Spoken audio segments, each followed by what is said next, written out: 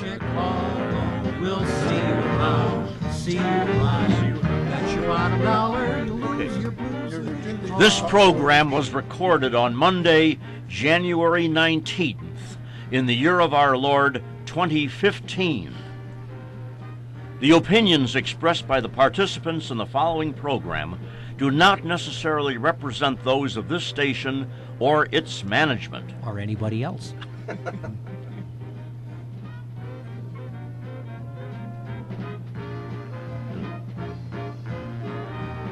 Okay. From the John DeVita Recording Studio, located in an undisclosed and clandestine location on the great northwest side of our fair city of Chicago, we once again are pleased to be presenting yet another edition of our monthly roundtable panel discussion show, Meet the Chicago Historians. Today, we have submitted for your approval our first program of the new year. Now here's the guy who started it all, John DeVita. Thank you, Rich. From the John DeVita Broadcast Center, welcome, ladies and gentlemen, to another broadcast of Meet the Chicago Historians on the Windy City Hometown Entertainment Network on Monday, January the 19th, the year of our Lord, 2015. Today, the panel will be talking about the crossroads of America and Chicago's importance in travel and transportation, and of course, much, much more. So sit back and enjoy Meet the Chicago Historians. And now to start today's broadcast, here's our announcer, Rich Lang. Now here's our panel moderator, Jack Red Ryan. Well, as Truman so famously said, it's where the buck passing stops. I can't throw it to anybody else right now. Well, hello, everyone. I'm not going to say we don't know what time you're listening to us. We are pre-recorded, but thank you for listening. I hope you enjoy this half as much as we do. We get together with this historian show once a month, and it's much more inexpensive than group therapy. And at least I'm told. I'm told, you know. You're still listening? People are still telling you? Yeah, anyway. That's another story. So we have a lot of, well, we're kind of light today, but luckily we have a guest star, Ray Johnson. How are you? Guest panelist. Guest star. Well, that's a first then. I know. And you are a recovering police officer. Okay. And you was a lawman. A lawman. Cop. You come with the sun? Yeah. Anyway, and you're also now you're an author and a historian, right? Yeah. What is your general? You could say that. No, I when I left police work, I kind of wanted to narrow in on like one of my favorite, other than police work, one of my favorite things to do, and that was history. And I just loved history. I hated history in school. Mm-hmm. Yeah. Many people do. Yeah, because it was badly taught. Oh, yeah, it was, right. I mean, unfortunately, I don't know if my teachers are still around. Apologize to them. But What was the turnaround for you, Ray? When did you The suddenly... turnaround was when my mom actually came to me. I was 18 years old, and she had told me that that she was adopted, and I hadn't known prior to that she was adopted. So, I was 18. It wasn't really a traumatic experience. It was just like, oh, why'd you wait for so long to tell me? And she said, well, I am interested in finding my actual mom, and I haven't been able to. And so I started getting into family history research, not necessarily history in general, but into the family at a pretty young age because of that. And so since the age of 18, I've been researching my family back and had actually found my mom's birth mom. And it was kind of an interesting way that we had done it.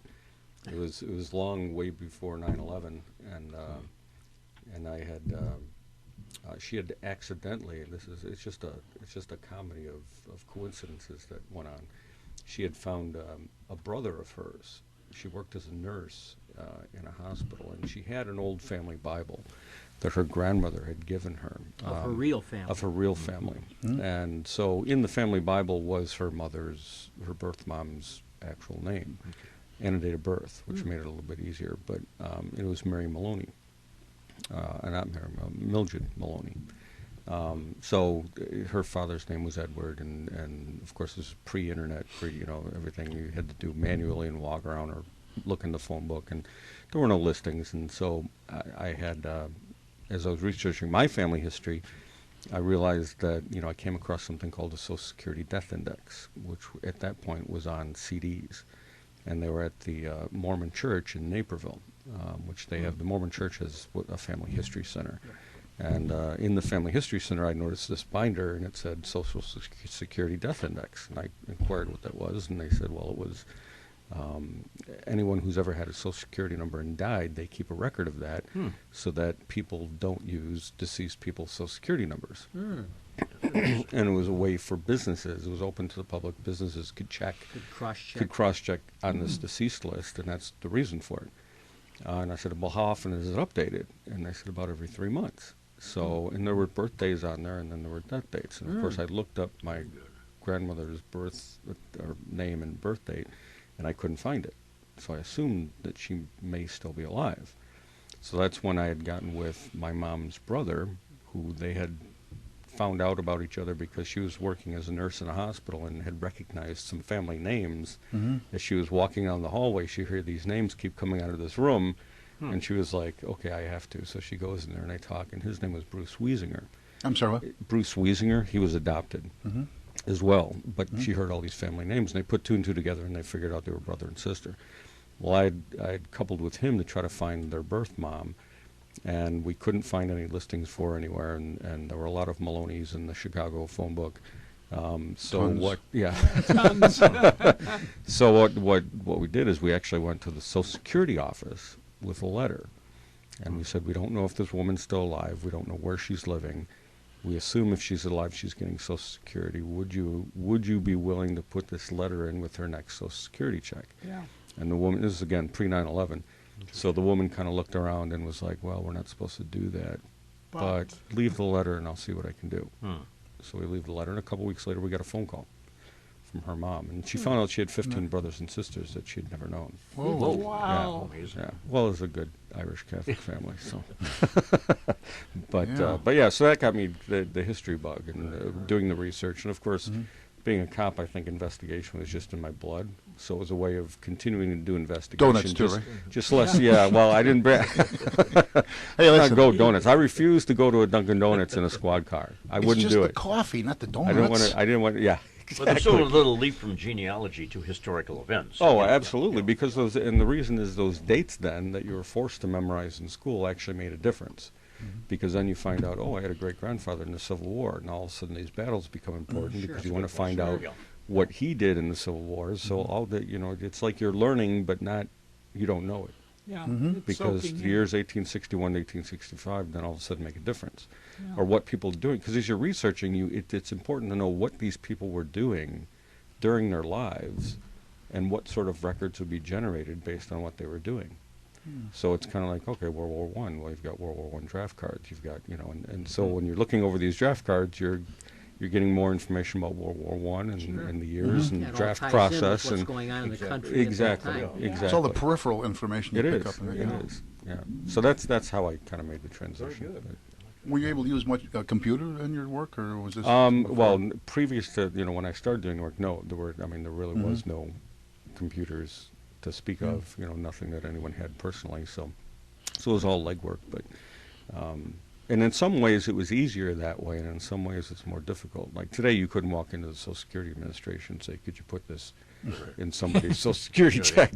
Just Call wouldn't the cops happen. on you, Yeah, it just wouldn't happen. You'd be locked Well, that up. was really a fine thing. That was a lady you did that. Yeah, right? and we Yeah. don't have her name, Yeah. but she's Just a regular person just who a regular understood what person, you're just doing. working at the Yeah. desk, and thought, Yeah. what harm is this? And really, we did say in the letter, we understand if you don't want to have any contact with the family, but if you choose to do so, this is our telephone number, Yeah. and that's Yeah. it. And it paid off. And it paid off. Yeah. Right. Yeah. We did the same thing with retired firemen, chiefs, etc. I don't know if the pension board would do it, but they'd say we'll put the letter in with the check. And if they want to contact you, so and there is so much history out there, even today. Where we're stuff's coming up that's 100 years old. But the grandkids and more the not so much the children of firefighters or even policemen, but it's the third generation. They and we can say, here's a picture of the firehouse. Here's a picture of the fire truck he was on. Oh yeah, he drove the horses here. Stuff they can't believe it. So. Yeah, and I volunteer at the local high school, at Lyons Township High School, to teach classes on doing family history research for Where's that? school, Lyons Township High School. Oh, okay. It's in LaGrange. And so I volunteer at the South Campus to teach freshmen and sophomores about doing your family history research and make it interesting. Yeah. And I've gotten lots of neat letters from the kids over the years saying, "Oh, this is great. I didn't know this about my grandmother," and it really kind of gets them interested Sure. in their family and interested in history. Because the minute they hear history in school, Yeah, you it's- gloss over. yeah. Oh no. Well, oddly enough, I'm the direct opposite. I loved history and geography, those two together. What you, Tom McKenna? Let me start introducing the panel before we Okay. go. That's a good point. Yeah. Okay. Which way should we go? By beauty? By you're age? the boss. By beauty? you're- I'm number one. These are the tough decisions you have to make, John, in that position, right Yeah. or left. Yeah, right or left. Heavy lies the We'll start head that with wears left. the crown. Ken, I'm going to do the. I'm going to tell about you. You guys are all too modest, so I'm going to tell all about you. About What can I yours? say? Okay, About yeah, yours, right? about yours. Churchill Yeah. said Ken- about one of his opponents, they said he's a modest man, and Churchill says he has much to be You're modest modest. about. What was Great the line line. Lady Esther said to him? Mr. Churchill, if you were my husband, I should give you hemlock. And he said, Lady Esther, if you were my wife, I would take it. You know what his other line was? He was drinking brandy, and this was Lady Astor or somebody who was from the United States. And, Nancy Astor. Yeah. yeah, and she said, you're drinking too much. And he said, he said, yes, I may be drunk tonight. And he said, but tomorrow, he said, I'll wake up, I'll be sober, you still be ugly. Okay, number one. Original member, Ken Little, and your background is you taught at Wright College. You College. taught a Chicago history, Yes, and you also had a career in the fire alarm office. That's not a correct. fireman now, that's the alarm system. that's the right? alarm system, yeah, but I was a member of the department. And you are the expert on City of Chicago street names, right? I tell people that. Okay. but, yeah, Don't be so modest. That's what I said, yeah. Yeah, And I right. s- That's the best thing to do. If you don't know, just make it up. That's Yeah, right. Right. One of those things. My brother and I know the answer to everything. I don't know that, but he does. Yeah. Right. Where's your brother? In Wappingers Falls, New York. Yeah. Yeah. So anyway, and you are the charter member of this group. Am I not correct? I don't know. No, you're No, not. I don't think so. You're not No. an original? No. Well, I mean, it sort of came out of cop talk, and I was involved in cop. I used to call in once in a while, John but says yes. okay. John's John says nodding. yes. John's nodding his head. It's been verified. Yeah. And this is his broadcast center. Consult so- the higher authority. I- Well, John's definitely a charter member. Yeah. Yeah. Are you a charter member, John? I think so. Last time I checked, I was. Oh, okay. Very Yeah, good. The members, when we first started the station, we were live on the radio at that time. Oh, yeah. Was you, Ken, and Bill Klugeman, Yeah. and Vic Costino, and Vic Reaney. Vic Reaney. Yeah. That, Yeah. And you sat right here at this table, right here in the studio here. Yeah. And yeah. then afterwards, then we got bigger, and that's when we set up the Yeah. Table out out there. here. Yeah. Right. So, and what Yes- else can you tell yes, us about Ken. yourself? You're a father of how many? 10. How many grandchildren? Just 4. Just 4. Just 4. I have 7 children who have no children of their Oh, own. that's So- okay. Well, I guess it is. I have to accept it, right? That's right. Lord may accept it. What's that? How's it go? I accept the things I can't change. Yeah, right. But you can change your underwear, damn it. Yeah, Ooh, sorry about that. yeah. Next case, John Kushelko. Now you are you're a former office holder. You're a state rep or senator. I was a state rep for And you- for a term down in Springfield from the old 7th District in the western and you were suburbs. also a Town- town was assessor I was town trustee and then town assessor of Cicero. of the town of Cicero. And you're not a lawyer. No, I am not. I was often mistaken for a lawyer. I once had the There's experience only- yeah. when I was in the General Assembly. I was in the one of the lawyers came up and says, they're electing too many of these damn guys down here that aren't lawyers like you and me. We don't get to run the organization anymore because they're electing all these idiots that aren't lawyers. And I said, well, I appreciate the compliment. I said, but the fact of the matter is, I'm not a lawyer either. He says, you're kidding. We all thought you were. Did you hit him? I guess I either dressed like a lawyer, talked like a lawyer, but anyway, they all thought I was a lawyer down there. Okay, any lawyer jokes? Well, that's Oh, what I've they got say. a bunch of them. Mayor Emanuel's only redeeming quality. He's not an attorney. What do you have if you have 50 lawyers buried up to their necks in sand? What? Good start. Not enough sand. I would say that's a good start. Of course, that's like a cop. Well, if you need one. Yeah. Different. Is there anything else we can add now? Bob Dole once told a joke about how a bus had driven. I have good news and bad news. He says, a bus drove off of a cliff. Everyone was killed. He says, the good news is they were all lawyers. The bad news is there were 3 empty seats. You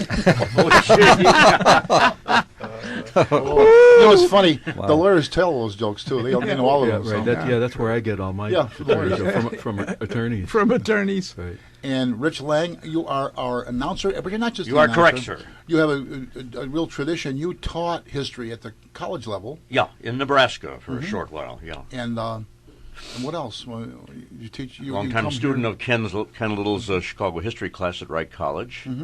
Just basic local history buff. Yeah, hey, listen, everything is history. No matter where you go, you turn around. We Yeah. look at it. Yeah.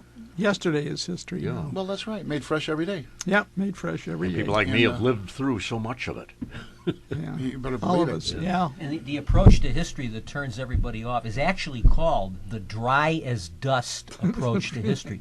I took a course once in actual how history is recorded, how it's taught, how it's written, and they actually refer to the dry as dust approach to history, which with the other version of it is names, battles, and dates. Yeah, memorizing. Names, That's right. battles, and dates. Neither one of them sound very good. Kings, kings, battles, and dates. But that's what turns Wow. people off. Oh, sure. yeah. Sure. When memorizing, When you yeah. don't turn it into a story, when you don't, but it's just a dry recitation of the battle took place Yeah. and this and Yeah. And Yeah. memorize you don't it for the get test, and then you forget it. Yeah. And then it's But it gone. is his story. His story. Story. Right. So, you It's know. a story. History is a story. Not her Right. story. And I like a lot of these docudramas they do now. Where they actually do portray the. Anybody remember You Are There? Oh, yeah. Oh, Walter sure. Cronkite. Yeah. Yeah. All things are as they were then, except that you are You there. don't remember it? I don't remember It that. was done up. It had originally been a radio show, so it was done as if you had a TV reporter and the scene of the eruption of Mount Oh, that's kind of Vesuvius. cool. Yeah, that's kind of cool. It was Julius like- Caesar's a set. Yeah, What all it that was, stuff. you know. Yeah. Yeah. Right. And they'd say, and they stopped and interview someone, and it was all portrayed in the back. It was very, very But at good the way of time, it doing seemed very well done and nicely researched. Clever idea, yeah. as if they were covering historical events the way Vince- they would be covered today. Right. Yeah. Well, it'd be too colored. They'll be, You mean bias? slanted, Biased. colored. Not run by American Negroes. You're certainly not suggesting that America's news media is slanted or biased in any way. No, I'm not suggesting. I'm glad to know that. It may not have been in the 50s. Someone Yeah, recently exactly. said the difference between, say, Pravda and our news, our prostituted press, is that they were there to build up the country, and ours is here to tear down the country. And that's about some of the Yeah. truth to that. Yeah. Make a case for It's interesting. Anyway, you know what side my bread's buttered on? Ah. And sitting directly to my right, lifelong friend, he even admits it sometimes, Wow. Tom Right, McKenna. one of the few people to do. Yeah. And you are And you're proud of it too. a 34-year veteran of the police department, City of That's right. Chicago. You're retired as a major accident investigator, reconstructionist, Major accident, and which is the certified accident reconstructionist. And let's see what else. Let's see. We were in Cub Scouts, Boy Scouts, Explorers. We played basketball together, softball, cross country, track. What else? Am I missing some? Boys Club, riflery. We took riflery at the Robert E. Wood Boys Club, 25th and Can you Sacramento. imagine that in today's climate of a boys' club having weapons, rifles that were in use? Yeah, I mean it's. Don't they? What about ROTC? There is at least one high school devoted to that. Oh, you know. yeah, oh yeah. There's several of them, but Yeah. this was the boys' club, and Yeah. I mean in today's atmosphere, if you draw a picture of a gun, Yeah, Yeah, in school, right. you yeah, get you're in expelled. big, yeah. The kid got into trouble for shaping his fingers, as every kid has Yeah. always yeah, done in yeah, the shape sure. of a gun. I seem to remember hearing where a kid was disciplined for Weren't that, they for going bang, bang. suspended or Yeah, something yeah. on a playground? Yeah. Yeah. Yeah, my father-in-law's Assault with a shop deadly project finger. in high school was I'm sorry, what? my father-in-law's shop project in high school was a .22 caliber rifle. Yeah. Here's a question out of left field. Can you even buy a cap pistol today? I don't know. I don't think so. I don't know. You probably have to register Which if we you all do. grew up with. Yeah. You have to register it, right? And the Seen caps, you in got to a long register time. them Yeah, too. I haven't seen caps in a long time. Yeah. Little Yeah. plastic ones or the paper ones. grew up that with those you things. could scratch with your Yeah. fingernail Yeah, and right. set off. Yeah. Now, what anything else, Tom? You are still active with the which group are you? I Oh, play, Shannon Rovers. I play with the Shannon Rovers bagpipe band, and I also Cool. play with the pipes and drums of the Chicago Police Department. Wow. And you were with the there was originally American Legion Post, had a drum and bugle corps. Right, Drum and Bugle Corps when they still had it. I was in charge of their drum section for 16 years. Wow. It was an American Legion post, Where was Baumer? Police Post 207. Yeah. Yeah. Would he carry the flag or the banner? Anyway, but anyway, yeah. Tom is a musician. That's the one thing. We were in the high school play together too. We were juniors, wasn't it? Right. Musical we review. were in a couple of them, I believe. You know, I got a great role for you, the Thin Man. You could be William. What was the name of well, the if film? you can pull that one off, I'll nominate you for the Academy Award. What was The the Thin trivia Man? question is the original Thin Man was the victim. It wasn't William Powell. It was You the just victim. ruined my Oh, I'm joke. sorry. What was the name of the Thin Man's dog? No, it wasn't his dog. It was Nick Charles' dog. Yeah. Astor. And Yeah. Asta as Asta. Yeah. I always say Good in the cross film. reference. Asta as. Yeah, they had those Asta. pictures that were really great. You know, they started with the Thin Man, and then they even did a series in the '50s. Peter Lawford and Phyllis Kirk. That sounds right. Yeah. I remember that was pretty. I remember it was kind of amusing. I don't know. Of course, I was 12 years old. And didn't take much in those days, and just like now. So anyhow, anything else? We leave anything out? No, but you sort of, hooked on to Tom's biography to give your own too. How about my own? Oh, my own? Yeah. Oh, I couldn't do that. I'm too modest. I know. I got a lot to be modest about. Right. Okay, like Tom, Let Tom. 34 years on the job. But that's where mine ends. No, actually, I dabbled in a lot of things. I dabbled in wrestling, pro wrestling for 6 years, part-time. Professional wrestler. Yeah. I know. I was at some of your In bouts. Beloit. Yeah, that's right. Under What what was name that? did you wrestle, Jack? Red Ryan. Red- Clever, huh? Very good. Real original. And let's see, what else do we do? Of course, if that was during the Cold War, that might have made you very unpopular. That's right. Yeah. yeah. How about? Tell him what you told the commander of 8th. Oh who yeah, asked you about we had a that. new commander in the 8th District, and he was like, the guy that drove him around the one day, Bob Davino, I worked with in 21, which was at 29th and Prairie, the old station there, and you were there briefly. I was there. Anyway, so he must have told them because I was making some copies, and this guy comes in. He comes over. Oh, hi, Ryan. Oh, were you a wrestler? You did wrestling.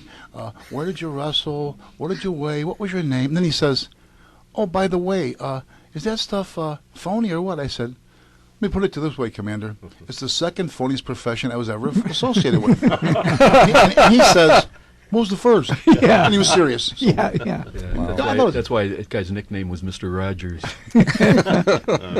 Mr. Lobotomy. Ronald Reagan used to say that politics was the second oldest profession in the world and had many similarities to the first. I thought advertising.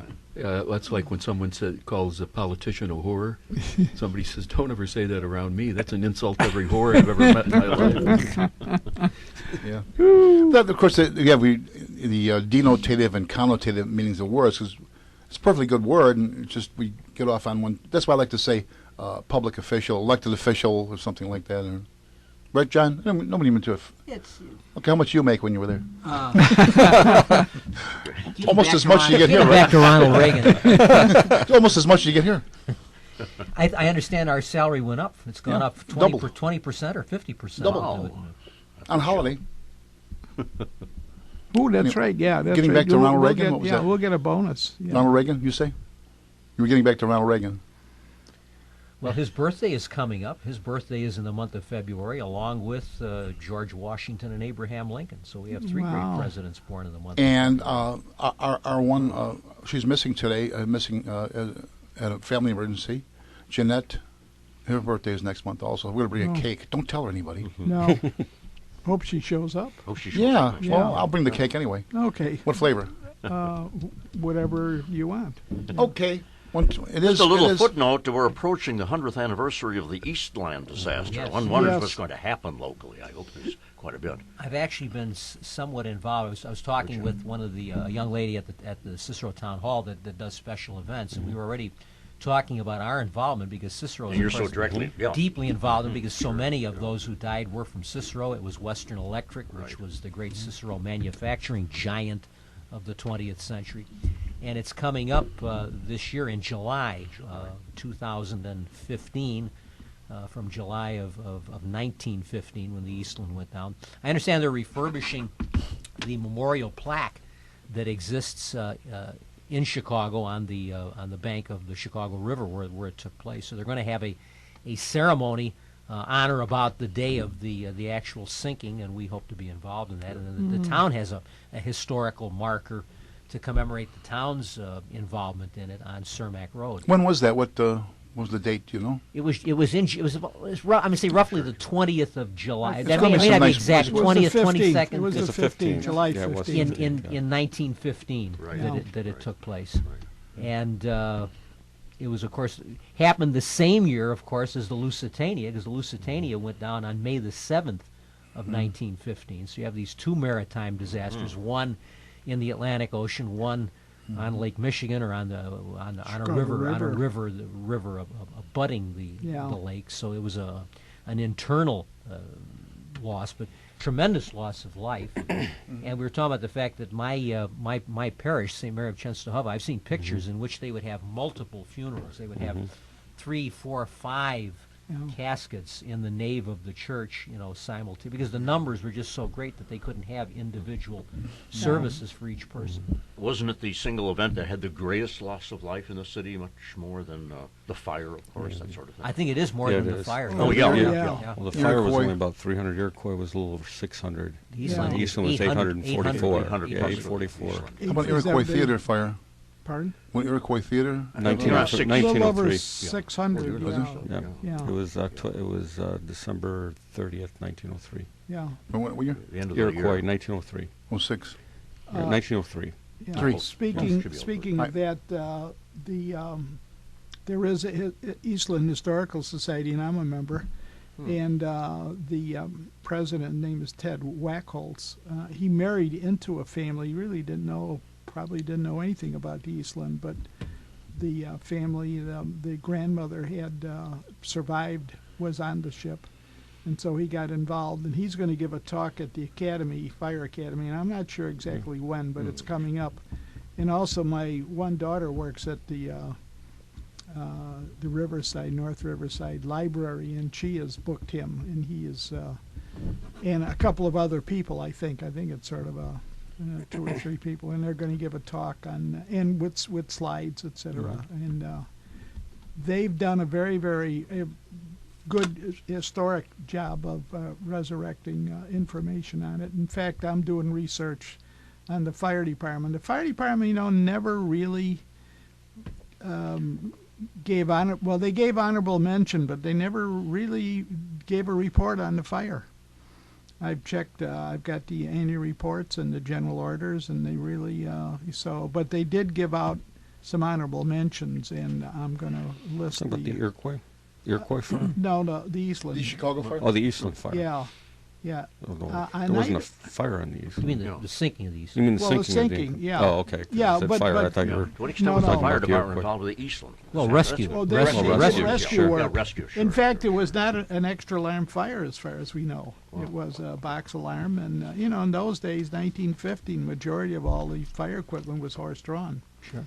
And they used long ladders to reach the boat, and firemen climbed down the ladders and jumped into the water, and they also had acetylene torches from the repair shops, and it was then around near Halsted and Vernon Park Place. My favorite story is there were To some cut holes in the construction boat. workers close by that were working with acetylene torches, and when the catastrophe happened and the boat capsized, They rushed over, they set up their torches, and they began trying to cut holes into the hull of the ship because all these people were trapped inside. And the captain, who had escaped, is hollering at these guys and threatening them, telling them to quit cutting holes in his boat. Yeah. And he's walking up and down, threatening these guys, trying to chase them and waving at them to get off, because he's more worried about the heat he's going to get from the owners of the boat because of the damage that's going to be done to these. Yeah, the police saved his I've met life. people like that, haven't you?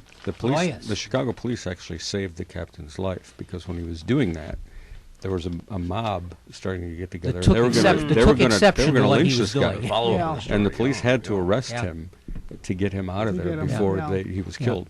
Yeah. So, That must have just been an unbelievable. And nobody was ever really Yes. found responsible for that I disaster. don't same No. thing with the No. Iroquois. Yeah. Yeah. Good Same point. thing with the cold storage fire at Yeah. the Which, Columbian Expo. So there's So very something few about people local ever. politics, Yeah, perhaps. yeah, very yeah, few people they, ever. they couldn't. I mean, they were held to a grand jury, but nothing was ever Yeah. decided that nobody Yeah. was at That fault. was a terrible event. That was mainly firemen who were killed at the coal storage fire. I did research on that in one of my books, and Yeah. there's actually one unidentified body, one extra body than what people realize that resulted from that fire. I did know that. Yeah. They, What was the year of that disaster? I can't quite It was place the July time. 10th, 1893. yeah.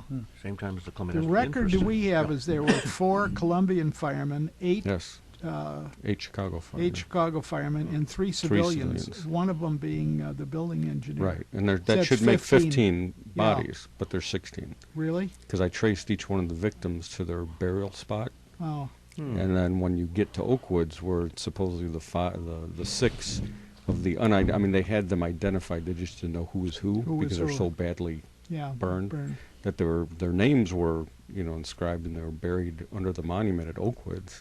But there's actually 7 bodies there when there should Wow. only be 6. I never knew that. Now, Oakwoods on South Chicago Avenue? Uh, No, Oakwoods over at well- the south side. 67th Street. Yeah, I mean, South Chicago Avenue. Yeah. No one, More kind of in a road. second, Signature. no one living in, wait, hold on, wait, hold on, time out. Sorry, Oh, now for a brief intermission. get the one You're back. listening to Meet the Chicago You said the Historian. magic word. For you. I'm sorry.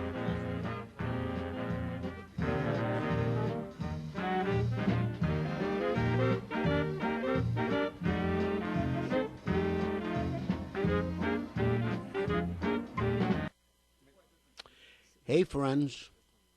Do you need an awning over your front, side, or rear door? Or your windows? How about a canopy for your carport? Or a patio cover over your patio so you can enjoy being outside in case of rain in the warm weather? All you have to do is call Awnings and More, and Raphael Bogus will drive over, measure up whatever you need, and go from there. You can call Awnings and More at 773-710-8403 or 847-890-1447. So if you need an awning for your windows or doors, call Raphael Bogus at Awnings and More at 773-710-8403 or 847-890-1447. Raphael also installs hand railings for your front, side, or back steps. You must be safe when you go up and down the steps, especially in bad weather. So for awnings or handrails, call Raphael Bogus at 773-710-8403 or 847-890-1447. Call today for a free estimate.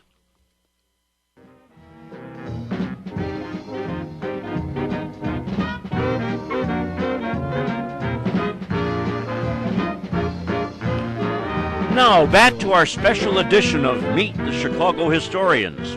Jack? Rich? That's the only thing I could think of. I was saying before, you mentioned Oakwood Cemetery before we went to a break. Now, that is right there. I know where it is, with 71st and South Chicago and Cottage Grove. It only South Chicago only is on one corner, really. It's, Well, did you know that's not the cemetery itself is not Chicago. It's surrounded by Chicago. It was never annexed. Unincorporated. Yeah, who said it was never annexed?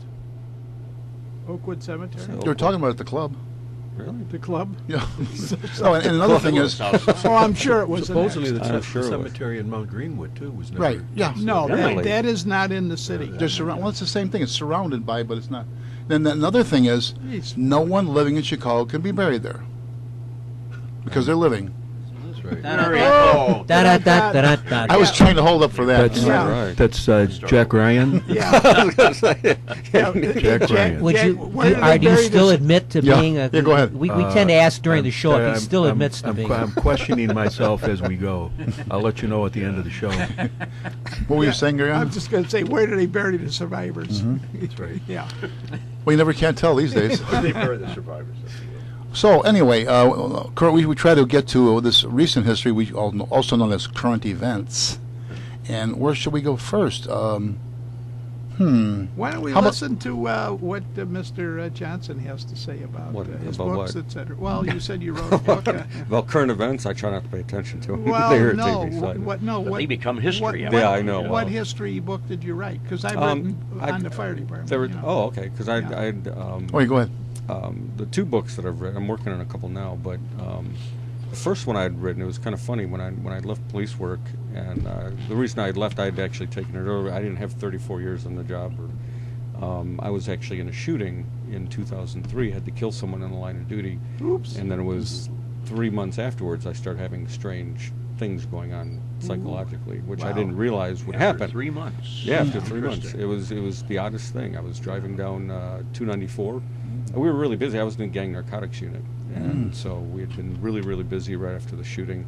I just wanted to get right back to work, because after the shooting they take away the gun and they, you're basically on admin leave for a couple weeks, and I was just like, I just wanted to get back to work, and they're like, hey, we have to do the investigation. It has to, go through. And I said, I know, it's just driving me crazy. So 2 weeks later, they finished the investigation. Everything was fine. Went back to work. Had been working for a couple months, really busy. Had the day off, and I was driving with my wife down 294, headed toward Woodfield Mall just to do some window shopping. And all of a sudden, my wife goes, "What's wrong?" And I'm like, "What do you mean?" And she's like, "You're doing 20 miles an hour on the expressway." And then it like snapped me out of something. I looked around, and all these cars are flying past me, and I'm like, I don't know. And then I started, it kind of shocked the crap out of me, and I'm driving, and then all of a sudden it felt like I couldn't breathe. It's like my lungs just shrank up. Wow. It's like it felt like they were about this big, and I'm like, I think I'm having a heart attack, or Sure. I'd never had asthma. I was in really good shape, and I'm like, I just got to get off the expressway. And I kept saying that, but I kept passing up the exits, and my wife is starting to freak out. And she's like, just pull over, pull over. So finally, I get my wits about me, pull off onto an exit, and I had to get out of the car. And it's like January, and so I get out of the car, and I'm like, can I just walk it around the car? And I don't know what. And after about 15 or 20 minutes, it cleared up. And then I went through like 3 or 4 months of medical testing to figure out what was going on, because I'm like, this shouldn't be happening. And they could not find anything wrong. I went through all sorts of heart tests, respiratory tests, everything. Finally, I got sick of going to emergency rooms with these breathing issues. And I was at my regular doctor's office, and he goes, this is puzzling. He said, have you been through any stress lately? Mm-hmm. And I go, I said, I don't know. I said, I killed a guy 3 months ago. And he goes, well, I would consider that kind of stressful. Yeah, I would think so. And then one thing led to another, and he said, I think you need to go see a psychologist or whatnot, and went to that. That's when they explained it. And I tried to fight through it for a couple of years on medication and stuff while doing the job. But then it became like whenever we get, nothing would happen if you were under stress.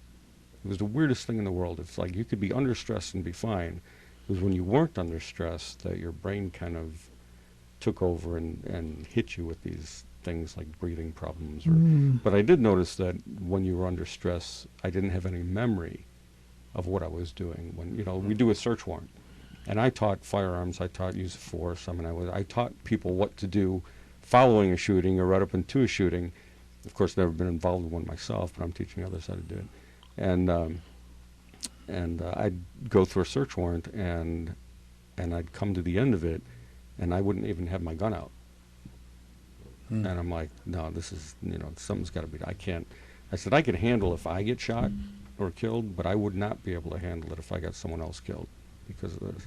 So eventually I was able to pension out. So it was kind of. Did you get many nightmares during this? No, that's the weirdest thing. A lot of people do have nightmares. A lot of people have nightmares. I never once had a dream about the shooting at all. It was the weirdest thing. Yeah. So. But yeah, so I never expected that to happen. I mean, I kind of knew eventually it might happen that I'd have to shoot somebody, but I never expected anything like that to happen afterwards. But anyway, so when I left, that's when I said, well, I'm going to start doing some history stuff. I'd like to write a book. I think every cop always says they'd like to write a book, only I didn't want to write about cop stuff. And so, and I like a good ghost story. I love Chicago urban legends and ghost stories and whatnot. So I thought, well, a neat idea would be to look at some of these urban legends like Resurrection Mary and some of these things, but write it from the standpoint of an investigator and do some real historical research into the ghost stories rather than just retelling old Chicago stories. So the first book came out. I actually convinced I'd never written a book before. I was at a Borders bookstore. Was looking through the local Chicago history section, and I pulled out a book, and a bookmark fell out of it. And I reached down to pick it up and put it back in the book, and it was from the publisher, and it says, have you ever thought about writing a book? And I went, uh-oh. This is meant for me, Yeah. So I just sent off an email to the publisher that was 2 lines long, and I said, I'm a former cop, and I thought it'd be a good idea for a book. Some of these stories, different from Ursula Bielski's approach, let's say, a different perspective? I think so. I think I think I do a lot of not that she doesn't do historical research, but I know that her books have a lot of stories within one book. I wanted to kind of narrow it down to 3 or 4 and do a more detailed approach to each one and have stuff to back up or refute, whatever was put out there. So that was a lot of fun, actually. And so I sent this email to the publisher, and the publisher, I said, no one's ever going to answer this email. Yeah. They probably don't even no one's even looking at that email address they put on the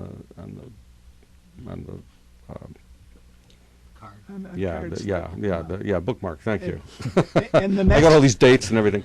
I tell my wife every time I learn something new, something else has got to go because my head's full. Yeah. So it's like you just never know what's going to go until you need it. But so anyway, so I get this email back and they said, oh, we like it was about 6 weeks later. I get an email back that says, oh, we kind of like the idea. We need a more formal proposal, blah, blah, blah. So I put together this 10, 20-page document and I sent it back off to them. Another 6 weeks go by. I figured they threw that in the trash. Who was this publisher? Schiffer. They're out of Pennsylvania, Eklund, Pennsylvania. I brought the books, but the one first one came out was called Chicago's Haunt Detective, and so I look at like Teresita Basa, which was a Chicago murder case. Which one? Teresita Basa was in the 1970s. She was a respiratory therapist that worked at Edgewater Hospital, and she was murdered by a guy named Aaron Showery. And the funny thing about the case, not that the woman was murdered, but that supposedly a psychic solved the case, but not a psychic like you envision a psychic. This was another respiratory therapist who worked in the hospital that became possessed by the spirit of Teresita Basa and had spoken to 2 Chicago detectives, and they had taken notes about what she had said while she was in this trance, and they were able to locate name the suspect, named what jewelry was taken from the apartment after the murder, and also the names and telephone numbers of the relatives of Teresita Basa who could identify the jewelry, which is about as specific as you can get. Now, I tend to think that it was just someone who worked with, and she did work at the same hospital as Teresita Basa. Her name was Remy Chua, and she went into these transfers. It was actually the Evanston PD that was first put in contact with them, and they transferred it to Chicago. But they actually caught the guy, and he admitted to it based on this woman's trances or whatnot. I tend to think she probably knew a little bit more and made up the idea of the trances just so that she could save her family in case he decided to come after her family or something. She could say it wasn't me, it was the spirit of Teresita Basa. But it was an interesting case, to research. And sure sounds like it. I never heard of, yeah, she was murdered and then the apartment was set on fire. The fire department found her with a steak knife in her chest, covered with her mattress, and then What part of town is this, sir? that's right by it's right on Pine Grove and Diversey, just a little bit south of north side, Diversey. Yeah. And then the Brewster Apartments, that was in, well, actually, that's in the new book, but the first book has Resurrection Mary, and I try to trace it back as far as Is it that a would go. true story, really? Resurrection Mary? That's it. Yeah, that's Yeah. what you always get into. You know, what the truth behind ghost stories. It depends on what you want to believe. The closest thing that I could get to a truth was the fact that Jerry Palis was supposed to be the woman, the gentleman who first danced with Resurrection Mary. And I don't know how many people know the story of Resurrection Mary or the legend behind I it. used to listen to Richard Crowe. Yeah, and that Richard was Crowe. one of Richard his- Crowe actually interviewed Jerry Palis for a television show called Unsolved Mysteries in the 1980s, and Jerry Palis had he had him on videotape and audio tape telling his story, and I had a chance to talk to Jerry Palis' son. Jerry Palis himself passed away, I think, in 1992, but his son was still alive, and I tracked him back to Arizona, and I was talking to him about his father and what he knew growing up, and did he mention anything about Resurrection Mary before the 1980s? Because I talked to family members and neighbors of him, and they're like, first thing we ever heard about was when the show came out in the 80s. So I was trying to figure out, did he tell this story about Resurrection Mary prior to 1980? And you don't generally see anything in the paper until Richard Crowe starts talking about Resurrection Mary sometime in the late 70s. But not to take up the whole program, but basically the story Jerry Palis told was that he danced with Mary. He was at the Liberty Grove Hall and Ballroom, which was not the Willowbrook that a lot of people point to out in Willow Springs. It was the Liberty Hall Ball and Where's that? Hall and Ball. Well, it's not there anymore, but it was just north of 47th and on Mozart. So I think it was 4615 Mozart. No kidding. And, yeah, Wow. and it was like a little taxi dance hall, like a VFW hall. And I hadn't found any photos of it until I had started publishing stuff on a blog as I was writing the book. And then a neighbor from that neighborhood said, I never knew there was a dance hall where I lived. So he went door to door in the neighborhood, something I planned on doing but didn't have the time, and found someone who had a photo of the Liberty Grove Hall and Ballroom. And so he sent There are a it lot to of me. places, those at one time, little neighborhood dance. Yeah. Wasn't that the big thing at one time, Ken? Neighborhood dances? Well, you know, I sort of grew up, you know, off North Avenue, and there were a couple of basically restaurants that did have entertainment, you know, and we had some gypsies that lived in the neighborhood, and they used to entertain. We had a How long place, did they live there? If they're until they gypsies, they're always died. moving, right? Yeah, well, that's true. You know what? Next time I see them, I'll ask A them. rare tribe of stationary gypsies. Gypsies. Gee, see, I try and be straightened, and they knock the hell out of me. Don't even try. It's like I never left my family. Those, But you know, we had a number of Divine Gardens, etc., and you know, we had some Polonia Grove on Archer. Polonia Grove. Polonia yeah. Grove. Yeah, that was big. It's Yeah. Sunday night dances there. Yeah. In the Grove. and there was also one like That's in. still there. Is that still there? Bologna Yeah. Grove is Bologna it Banquets, did- though, Yeah, they don't really do much business, but that used to be really popular. Like Popular. Well, they in had the 70s. picnic grove right there. Remember Yeah, used to they be- had Yeah. a grove out in the back, and then they had the hall and Yeah. Sunday nights. I remember high school dances at St. Sabina's. Oh, yeah. So I think And it was Sunday night. also like over 21 dancing there, and Yeah.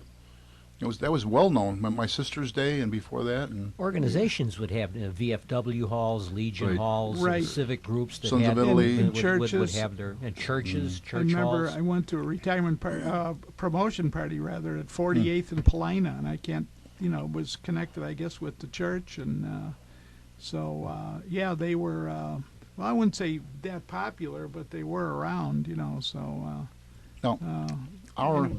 Our folks' generation, they all could dance because that was it, neighborhood dances. yeah, I didn't include you in that, but I mean, I didn't. You You're did? too young oh, too young, and too beautiful. Well, you're too young.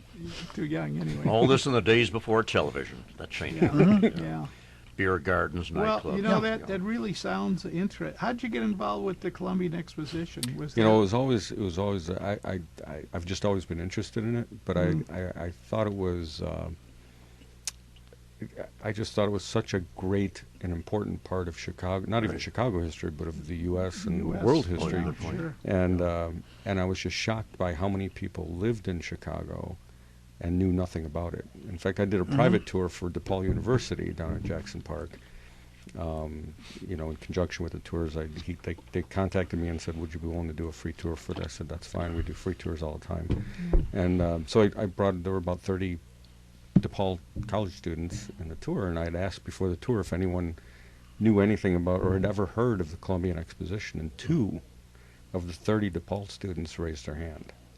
And those 2 only because they read Devil in the White City. Yeah. No. What a And that was shame it. that. Yeah, we were talking about that before we went on the air. I said it's such a huge part of Chicago history, and there's yeah. not a lot of people. Yeah.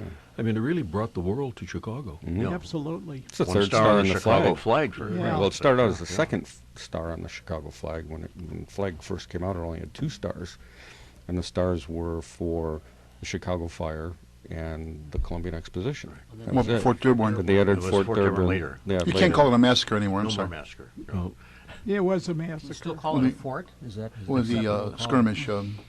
Something. military installation. Military action? Yeah, Fort is Demonstrations. a term for a military Demonstrations. installation. Dearborn Place. Yeah, and then the Century of Progress is on there. And of course, we were Oh, yeah. going to get a 5th star, supposedly, if we got the Olympics. But For what now? Oh, if we would have had a 5th star, if we would have got the Olympics. Yeah. But Oprah couldn't pull that Oh, the off. Olympics? We had, we had in '59, we had the Pan American Games here. Everyone aware of We're that? going to get Yeah. the Olympics. Pan American Games were here? Did you know that? No. Yeah. 59 or 1959. 60? Yeah, 59, yeah. Yeah. Really? Yeah, yeah. Yeah. yeah, there's- that was another thing that we were going to get as a result of our president's election, the Oh, yeah. Olympics to Chicago. Oh yeah, Well, he sent absolutely. Oprah there. The whole Yeah. world was going to No, if love us. Oprah couldn't do it, nobody could do No, it. well, they And we said- came in he said- dead last. right. We were the Yeah. first That to be was, eliminated.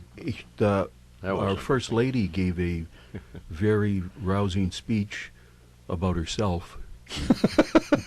You know, that I'm Who sure should would she is? really- Christie? really, Christie. really attracted the rest of the world.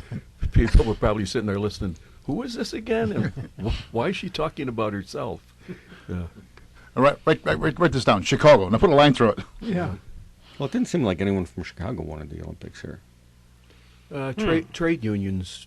Well, wanted okay, them. okay, trade unions, Manufactured, politicians, stuff like that. right. But I think the citizens, I don't think were really They were- behind they it. Seemed weren't really- apathetic. Yeah. They weren't really that much behind it. We had we had the Summer Olympics in '96. We had the Winter Olympics in 2002.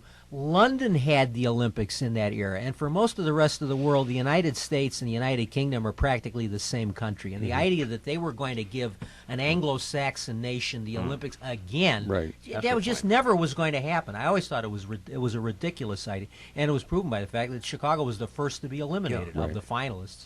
That Which point shocked is seldom everybody. mentioned about How could the- that yeah. be? I mean, like, how could that be Yeah. that we were the first to be eliminated? Didn't shock me. I'm surprised we were even considered. That was my point. They were never going to give it to any American city. They were Right. going to give it Speaking to of, talking about, Tom and I both worked in the 2nd Police District, and we started in Washington Park, right over the one section. There's a regular swimming pool, there's a larger one, and there's a diving area. What is this all doing here? Well, that was all put in there for the Pan American Games of '59. Oh, so. sure. Yeah. There are a number of permanent, swimming pools. Portage Park Portage out Park, this way. Is it? Yeah. In Eckhart Park at Chicago and Noble, etc. So there was a lasting, legacy, and I displayed pictures taken at Soldier Field of the games, Yeah, right. the races, etc. And they had the track and field in there, and what else? Yeah. I don't Stock car know. racing. Well, yeah, but that wasn't part Yeah, of that the wasn't part of the games. It wasn't. No. Hey, that guy fooled us. That actually, they let a little bit of the Lakeshore drive through the park in Soldier Field, and people thought it was a race, etc. But by the way, being police officers, you guys should know this, that Should. when Now you remember tell me. when Tom was in traffic, when there was no speed limit unless it was posted. So you could do 60 or Right. 70 miles Yeah, an te- hour on the right. outer drive. You Yeah, know. technically. Yeah. You just said it. Outer drive. You just dated yourself. The outer drive, right? Tom said the outer drive. But see, when I first went into traffic, I don't know who here is old enough to remember a comedian called Mort Saul. He was Yeah. pretty Oh, popular sure. at the Oh, time. yeah. Yeah. Lenny Well, Bruce somebody era. asked him once about driving around the country, because in those days, driving from gig to gig, he did spend a lot of time in his car. And they asked him about, do you ever have any problems with the police when you get stopped? And he said, I never had problems because whenever I got stopped by the police, whenever I got out of the car, I'd drop a $10 bill on the ground, and I'd say, "Excuse me, officer, I think you dropped that $10 bill." And they'd go, "Oh, thanks," and that was it. Yeah. He said it worked. That is He clever. said it worked until I got to Chicago. I was driving down Lakeshore Drive. I got out of the car, and I did the same thing. I dropped a $10 bill on the ground, and I said, "Excuse me, officer, I think you dropped that 10." And the Chicago cop said, "No, I dropped a 20." Man, there was days when I would have got all bent out of shape even hearing something like that. But, No. I guess you mellow with time. And, Yeah. I guess. You got a shape that would be hard to bend too. I'll tell you that Oh, right for off the sure. bat. Da-da-da-da-da. Boom. Right. I'm not going to say what I was going to say. You should have said I could bounce out of shape. Hey, I'm in training. I saw a picture of myself recently. I said, no, I started over at Atletico. I'm supposed to fight Apollo Creed in Philadelphia on Memorial Day. We'll get a Anyway. girlish figure back. Anywho, Anywho, where were we? we never did hit transportation, but Well, we're no, talking about we'll save that for about another You could do the railroad fair. yeah, the the Photo railroad show. fair. railroad. Well, what else we got on the current events out here? Anything? Well, our president is going to deliver his State Oh, of yes. the Union Union tomorrow night. tomorrow night. Right. We're going to tax the rich people some more. Yeah.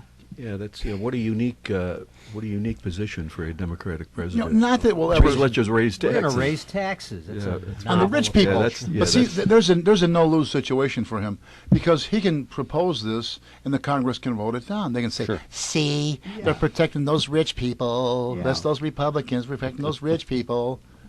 But how fair is a progressive income tax? I mean, not that it'll ever affect me, but if you're already paying whatever you make a year and you pay what a percentage of it, Yeah. if it's 10 times as high, you'll pay 10 times as much already, right? Right. So why would it be a higher percentage also? Yeah. Yeah, I don't believe in that. It's like when you go to buy something, whether it's a car or an overcoat or something, there's not different prices for different Well, people. plus he also wants to raise the capital gains tax. Yeah. And he was being interviewed, I forget by who, and they asked him about the capital gains because any economist will tell you that raising the capital gains tax does not increase revenue; it just No. inhibits. It's a form, Right. but you have to understand, for that mentality, taxation is a form of punishment. Right. It's a way of punishing people Right, so for here's- being money. successful, Right, for right. being Yeah. wealthy. Right. Yeah. At least redistribute the wealth. So here's, Yeah. so There here's you what go. so here's what he said. His response, and it really showed a lot about his character. He said when the interviewer explained that to him, he said, "I understand that, but the reason that I'm in favor of raising it is because in the present situation, it's not fair." Yeah. And that's basically what Fairness. it's Yeah. not fair. Who defines fair? Yeah, right. Who He defines does. what's fair? But people that don't know about the way I describe it and make it very simple, if you owned a nightclub and you were charging $20 at the door as a cover charge and you weren't getting any business, now would it make sense to raise the cover charge or lower the cover charge to generate business?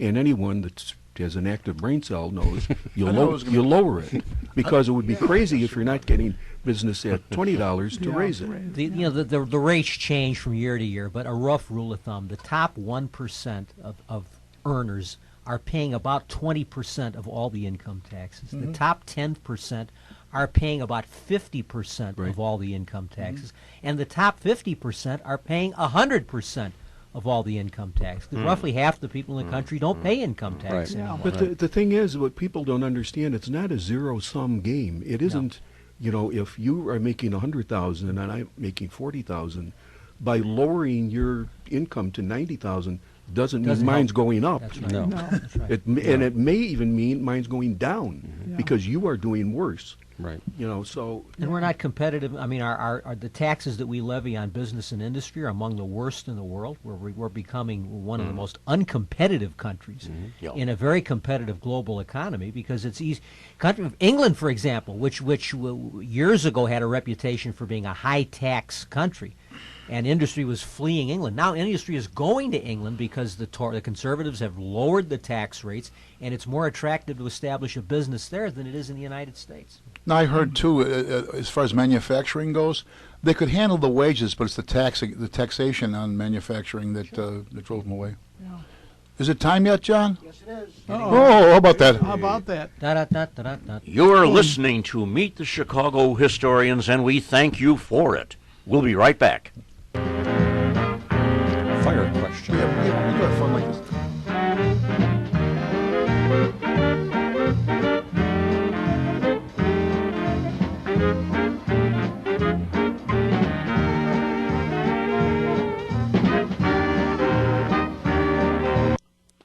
Friends, are you looking for a place to have some printing done?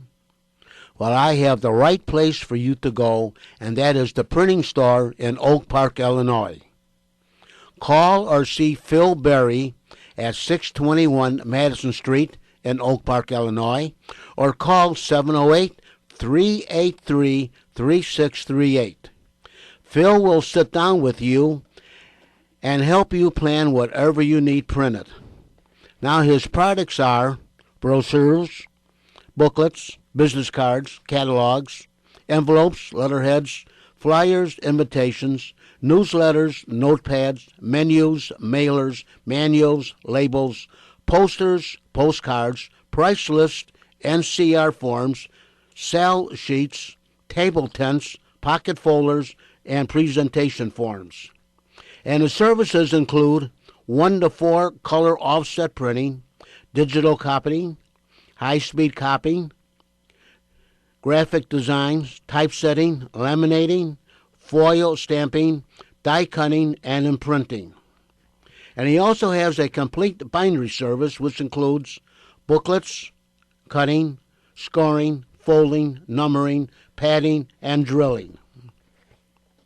So once again, for all your printing needs, see or call Phil Berry at the printing store at 621 Madison Street in Oak Park, Illinois, or call 708-383-3638. And once again, they are located at Madison Street and Clarence Avenue, just east of Oak Park Avenue.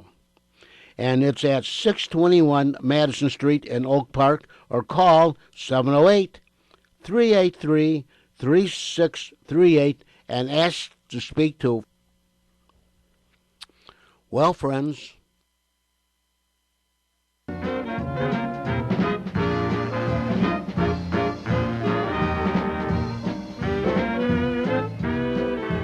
Now back to our show.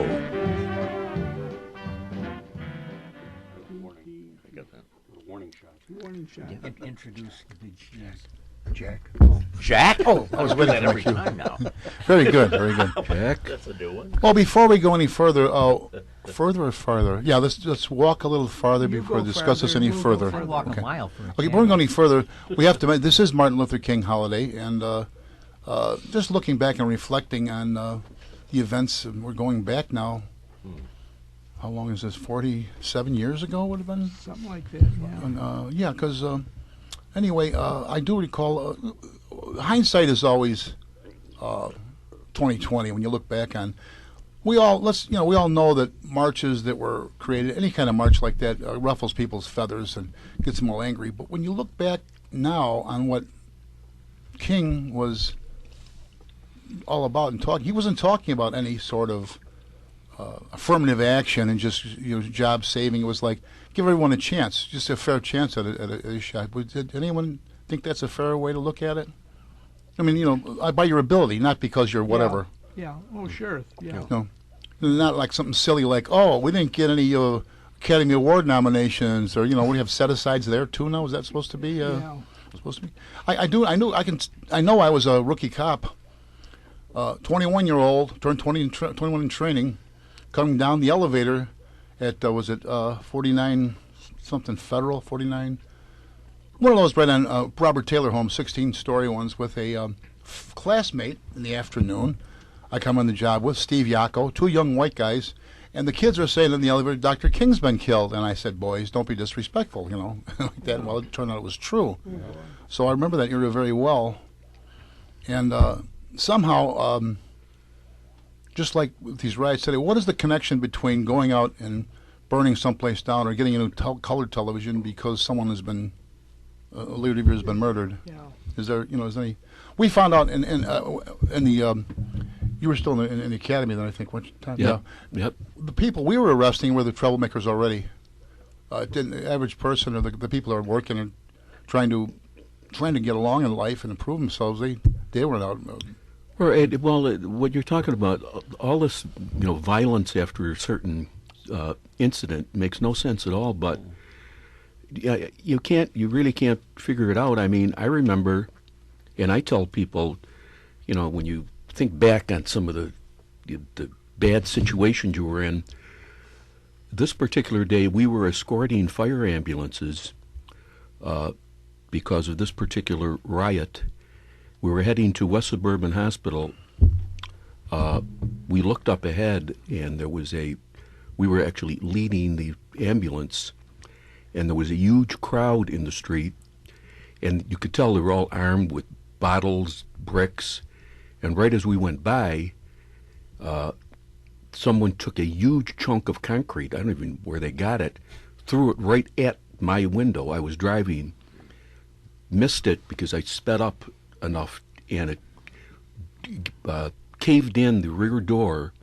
If it would have hit me, I probably wouldn't be here.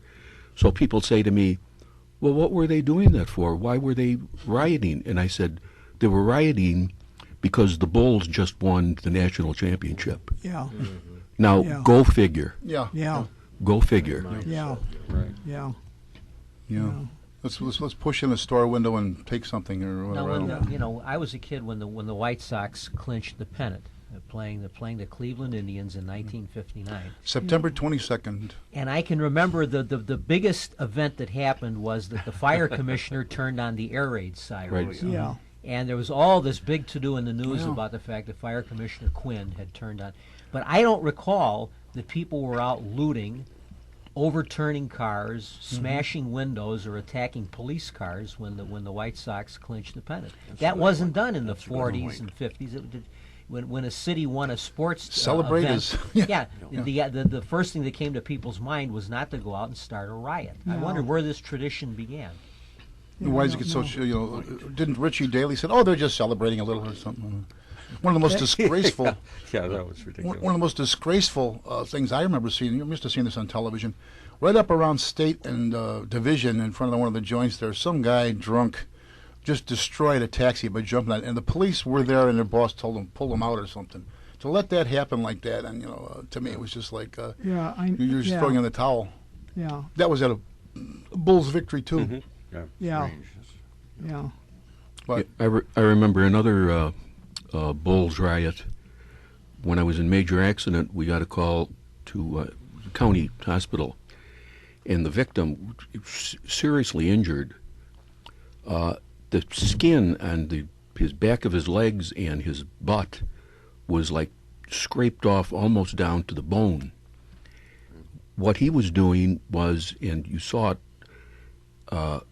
up and down Madison, cars were driving, honking their horns, and there were people sitting on the roof, sitting on the hood, sitting on the trunk. There'd be like as many people as could climb on, and they were speeding up and down Madison. Well, this particular guy, victim, he was seated on the hood of the car. The car, by interviewing witnesses, the car was traveling about 60 miles an hour. Wow. So I explained to him, I said, the victim, I said, let me give you a little education in physics. Thermodynamics. Yeah. Right. When a vehicle is traveling 60 miles per hour, and you are seated on the hood of that vehicle, you, in fact, are also traveling Going 60 miles an miles an hour. hour. Yeah. Now, here's where the problem comes in. The car has brakes, and your ass don't. So when the car stops, you continue traveling 60 miles an hour yeah. until the coefficient of friction Yeah. between your ass and the pavement slows you down to a stop. I think Sir Isaac Newton was the Right, one right, who right, discovered exactly. this. Not that Hey, way, though. Tom. I'm not going to tell you his response. Yeah. Tom, I'm glad you explained it to us. That's right. That's right. Was he using his seatbelt? Yeah. Harness? Yeah. Yeah, that we can all got stories like that. I mean, Oh, yeah. Yeah. incredible. There are 8 million. But anyway, we Yeah. we do acknowledge the Martin Luther King holiday, and we wish that there was more level-headed people around today. Martin Luther King, Ronald Reagan, Harry Truman. Who else? Anybody else? Come on, nominate somebody. But we, you know what Mayor I'm saying. Daley, the first Mayor Daley. The real Mayor Daley. You had to love him. You know, Oh, he yeah. was good to city Yeah, employees. and he they was talk good- about his shoot-to-kill order. Yeah, which never really went out. I don't. Well, think. it went out. Everything was already over anyway. Yeah. And when he said about shoot to wound, shoot to wing or something, looters, shoot to kill arsonists. There's no such thing as shooting to kill. No. I mean, excuse me, shooting to to wound. shoot to No, wound. yeah, you don't Because what if you don't wing them? He's dead. Yeah. You know. So I mean, I'd say, Tom. I don't know about your department. You're West Chicago. West Chicago, Okay, yeah. that's not the west side of Chicago. No, it's let's not. Let's No, DuPage County. yeah. Oh, does DuPage? Yeah. How about that? DuPage. Well, anyway, we learn something every day. And Tom and I, we know all the things we could tell you that are wrong with the way the police department was run. One of them is not how they drilled us on the use of deadly force. Am I correct, Tom? Would you say that? We were really drilled very, very well in use of that. And that wouldn't be one of the uses, to mark something or... Yeah. No. Yeah. Well, the real Mayor Daley, as you say, there was a book I think was called Quotations from Chairman Rich. This is a great Chairman city. Daley. Yeah. It's a great city. And he the said- many yeah. the many ethnic groups and the fine neighborhoods that make up the city of Chicago. And- Chicago. And Chicago. made a road rise up to meet you, and made a good Lord hold you in the hollow of his hand. Some of the best comments when Chairman someone Daley. asked him at one of his press conferences about, their dishonest, some corruption came up, and they were talking about dishonest and corrupt politicians, and he said, "Yeah, there's dishonest and corrupt politicians. There's dishonest and corrupt reporters too." As a matter of fact, I could spit on a couple of them. And we Now, had... what other politician? That's right. we lived in the 16th ward, and at one time we had a priest, Catholic priest, Father Lawler was our alderman, and they asked Daley something about, well, you have to watch your language in the city hall now. You got a priest in there. He says, I don't think so, but the reporter's better, or something. Remember that? Yeah. I remember Father Lawler, being there. Well, Yeah. we had him at St. He was an Augustinian. Yeah, he was Yeah. one of my teachers. Yeah. I He just have passed always away about believed a year and a half or that two. Robert's Rules of Order is the greatest book that was ever written. And the police officer is not there to create disorder. The police officer is there to preserve disorder. They used to play that WMAQ radio. It had a press conference. They always played that at the beginning. Ladies and gentlemen, you got it all wrong. Policeman's not here to create disorder. He's there to preserve disorder. Mr. Mayor, what happened in yesterday's senatorial election? Yates lost. Why do you think that happened, Mr. Mayor? He didn't get enough votes. Why do you think he didn't get enough votes, Mr. Mayor? Because not enough people voted for him. Well, Yeah. And was then the you quote? heard the door slam to his limousine, and he pulled. Well, we've just heard Mayor Daley give his analysis of yesterday's senatorial election. what was the one? It was at the 72 convention or something? Was his quote? the- Like an interview? He was 4 years seated, after the 68 job. right? when he wasn't, his delegation wasn't seated. So now in the following presidential election convention, Democratic convention, some reporter, I forget who it was, like he was leaving his seat, stepping out into the aisle, and he kind of confronted him and blocked him, and he's got his microphone, and he gave the reporter gave a very eloquent question about, you weren't seated, now you're back, and he goes on, and what the feelings go through your head after he goes on, and finally when he's through, Daley goes, excuse me, I'm going to go get a sandwich. On live television, right? Bathroom or something. I'll tell you an incident I had before I was teaching it. They had a class there called Geography of Chicago. Well, they weren't looking at the ground. It was strictly tours of the city, and so one of them was they had a fair at Navy Pier. It was sort of they had representatives from foreign countries. Kind of like a World's Fair. Yeah, I World's remember Fair. the Illinois International Expo or Something like that. right. So anyway, so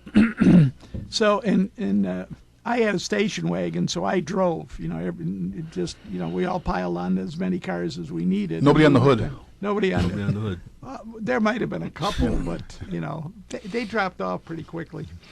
So we get there, and we're there before it actually opened. So anyway, and the mayor is standing there, and they got a big ribbon there, and they're going to make a ceremonial thing cutting the ribbon. So one of the people in our class, who was a gal, and she was a little bit mentally challenged. She goes up to the mayor and says, "Can I take your picture?" He said, "Sure, go ahead." So she starts to fumble with the camera. She doesn't know how to operate it. She's looking. Finally, so she's still there. He's posing. Guy comes out, and he's got big pair of scissors. Or something. He said, "Well, we're ready." And he says, "This young lady wants to take my picture." He waited until she figured it out. That was Daley. And That's nice. and That was Daley. she took the picture, and she said, "Thank you, Your Honor," or something like that, And we were all standing there watching it, because she was in our group. And then he cut the ribbon, I thought, what a class act. What a real person. Yeah, Real, that speaks volumes. What he Speaks, does, not on camera. My own story, I transferred from 2nd District to Loop Traffic in 1969. They had there was the biggest buildup of manpower in police department history, and all of a sudden they could actually get extra people here and there. So I went for a while. Didn't last very long down there. That's another story. But anyway, I was at Clark and Adams for the construction because they were working on all this infrastructure where they build it with now the Kluzinski building. Dirks, the Dirks and Kluzinski. Yeah. So what the sergeant, every day somebody different would take it. I said, "Well, leave me over there at Clark and Adams. At least I'm at the same spot, So anyway, they had no turns posted. So the Edison building was right over there, and I guess Mayor must have been paying his bill. This guy walks up to me. I'm Sergeant so-and-so with the mayor's detail. "Is it okay if we make a right turn here into Adams? Is it okay?" He's asking me. Well, at least it makes you feel like you're worth something. Yeah. Of course, No, So he you makes said no. No. I I say, well, I don't know. I'm here What's to. bad? Yeah. No, anyway. Mayor who? Yeah, I'm the I'm the mayor? police. I'll give you the flip side. That when I was a state legislator, I went down to Springfield in August when the legislature was not in session. My dad went with me, and we were going to go to the Illinois State Fair. I'd never been to an Illinois State Fair. My dad was from Kansas, so he'd grown up on a farm. So I went to my office, picked up my mail, and did a little bit of looked at whatever I needed to do, and then we went over to the State Fair, and we had lunch first. By the time we got there, it was about 1 o'clock in the afternoon. The State Fair is packed. We pull into the entranceway, and you can see the parking lot is full. But there's this little building there where the police officer, state trooper, had his little base, and there was a squad car next to it, and there was room for one more car next to where the squad car was parked. And I rolled down the window and I said, "Officer, would it be okay if I park my car next to your squad there?"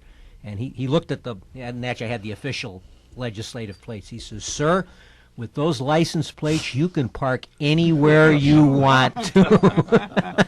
So my dad smiled. It does make you feel good when you're in a circumstance like that. Yeah. So we pulled in and parked right next and spent the afternoon at the fair. Yeah. You mean it's kind of like, where does a 500-pound gorilla sleep? Anywhere he wants. Anywhere he wants to. Yeah. But anyway, those little, and I think I spent my whole life, like in the fire line. We were mostly at City Hall. Anytime, John can verify this, anytime anybody ever wanted to come up, fire fans, people from the Red Cross, Salvation Army, canteen service, fire fans, 511 Club. Hey, yeah, come on up. Called security. You know, it was Saturday night. Hey, there's a few people. They got an okay, you know, to visit the fire alarm. You know, never had. In fact, one of the stories was one night I was working Saturday evening, 4 to midnight, and I had another senior with me who was senior to me, so he was really running the watch. So he has a visitor, and this guy comes up and he's all dressed up in a suit and really, you know, business, you know, it looks like he's like a senator, U.S. senator, you know.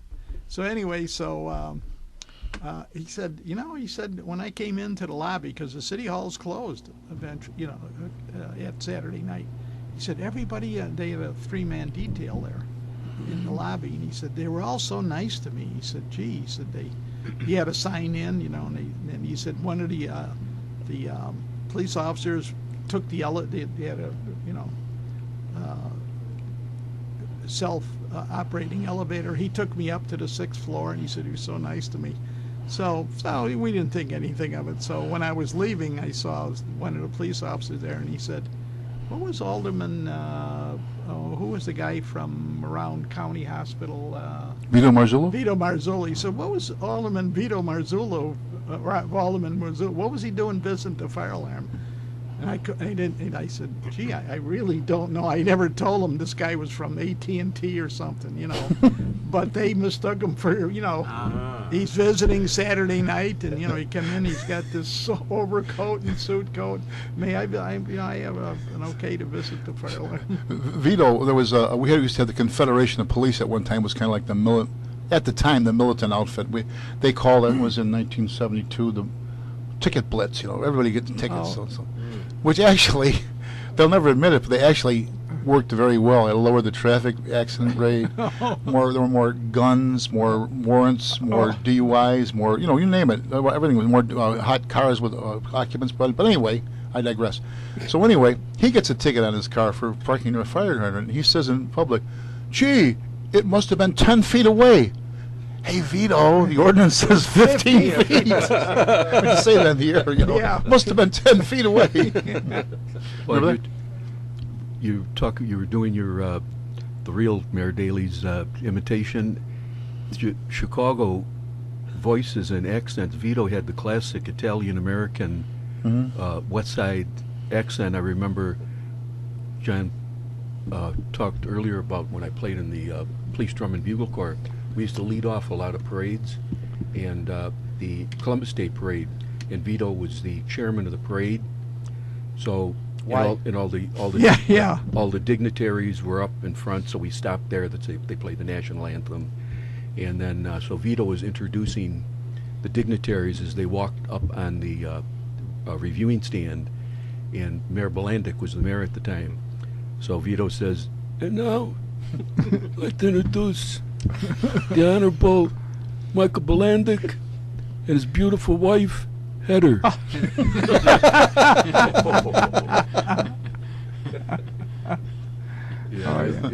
Those guys were one of a kind. Oh, yeah. On the subject of the Daleys, we know that Richie, Mayor Daley Jr., Richard M., had a mild stroke a couple of years ago, and he recently canceled a speech. I just wonder how his health is, if anybody's up on Mayor Daley Jr.'s condition. Yeah. It got him out of testifying there, didn't it? Yeah. That's the point, yeah. Yeah, he didn't talk at the dedication of Maggie Daley Park. The daughter Nora did, that's ironic, and that was. They actually moved over to the the Park Hyatt, the one there at Chicago and Michigan, or Tower Court as I call it, because she was doctoring at Northwestern Hospital, and it was so it was they could drive. We had over heard there. that Richie was dating a while there about the time of his. Is that what they call it? Yeah, well, sure, in politest term. You know what? Somebody on the radio said, "I wonder what is Mayor Daley, the son? Is he going to stay in office until he dies like his father?" And the other guy said, "No, he's going to get another job, and after he retires, and he is going to retire." He said, "What's he going to do?" He said, "He's going to teach diction over at Northwestern University." So, or what was the? You remember the mayor's press secretary's name was Bush. Right. Bush. I don't know if you. Earl Bush. Earl Bush. Right. Yeah. Was he one of the Bushes, like Jeb and W? And, SCH, I think. oh, Yeah. oh, Anheuser-Busch. Yeah. Anheuser-Busch, right. Yeah. And the mayor gave a, I guess like a press conference or something like that, and was over with Bush says, "Now don't write what he said, write what he meant," because they couldn't figure it out. Classic, yeah. But there's He came out with some really awful one time when they first started putting these little garden displays in the middle of these different boulevards. Oh, with, yeah, the, sure, With yeah. the concrete, Yeah. which, by the way, was Walter Netch's idea. Dawn Clark Netch's husband originally. I didn't know that. Yeah, he was the one who came up with it. He wanted us to have a botanical display as you were caught up in traffic or something. Which, hey, it's not a bad idea. We could have done without it, I'm sure. yeah. However, Well, he blocked some side cop wound up streets. getting killed in some accident, hitting one. And Daly says like, well, things happen anyway. You don't know what to do. You're tactful. A guy just lost a life over it. Yeah. Walter Netch, that's when he was with the, he was on the board at the Park District, I think. Yeah. Yes. Right. And I remember him saying it because, being in major accident investigation, there were a ton of lawsuits over those flower boxes. Oh, sure. And the city engineers, they had it's your turn in the barrel to go and testify on those. And the attorneys would say, "Now, let me get this straight. Traffic here is going 30 miles an hour. You decided to put a cement, unmarked, unlit cement flower box in the middle of the lanes of traffic that would obstruct the driver's view. Whose idea was that? And they don't want to say, well, it was Walter Netch or whatever. Yeah. I remember when he first said that, Walter, he said, well, I think that, someone that's on their way home and they're stuck in traffic, they wouldn't mind if they could see a little aesthetic beauty. Yeah, right. I felt like saying, Walter, let me explain something to you, because being in traffic, Yeah. someone would run over their own mother to save 5 minutes on the way Yeah, home. right. To get two car spaces. So they're not going to be looking at those flower boxes, going, "Wow, isn't that a Ain't that aesthetic?" isn't that a lovely spray of daisies? As you're stuck in bumper Hey, to Harvey, bumper look traffic. at the aesthetic over there. Yeah, right. You learn all of these scientific I'll names give for you everything, too. aesthetic. Yeah, well, it's a classic example about someone that knows absolutely nothing about Common nothing. sense. Yeah, common sense. Decides it's going to be a good idea, and nobody Yeah. wants to tell them. You Hey, know- that's not a good idea. One of the other things is that is putting up these iron and steel fences around parks, etc. Mm-hmm. I live in Addison and Cicero, and I live near Sheriff's High School. All the fences around the school, they're all gone. I don't know if they rusted away or whatever, but they. And Well, it's that's time a to put bad- some more up.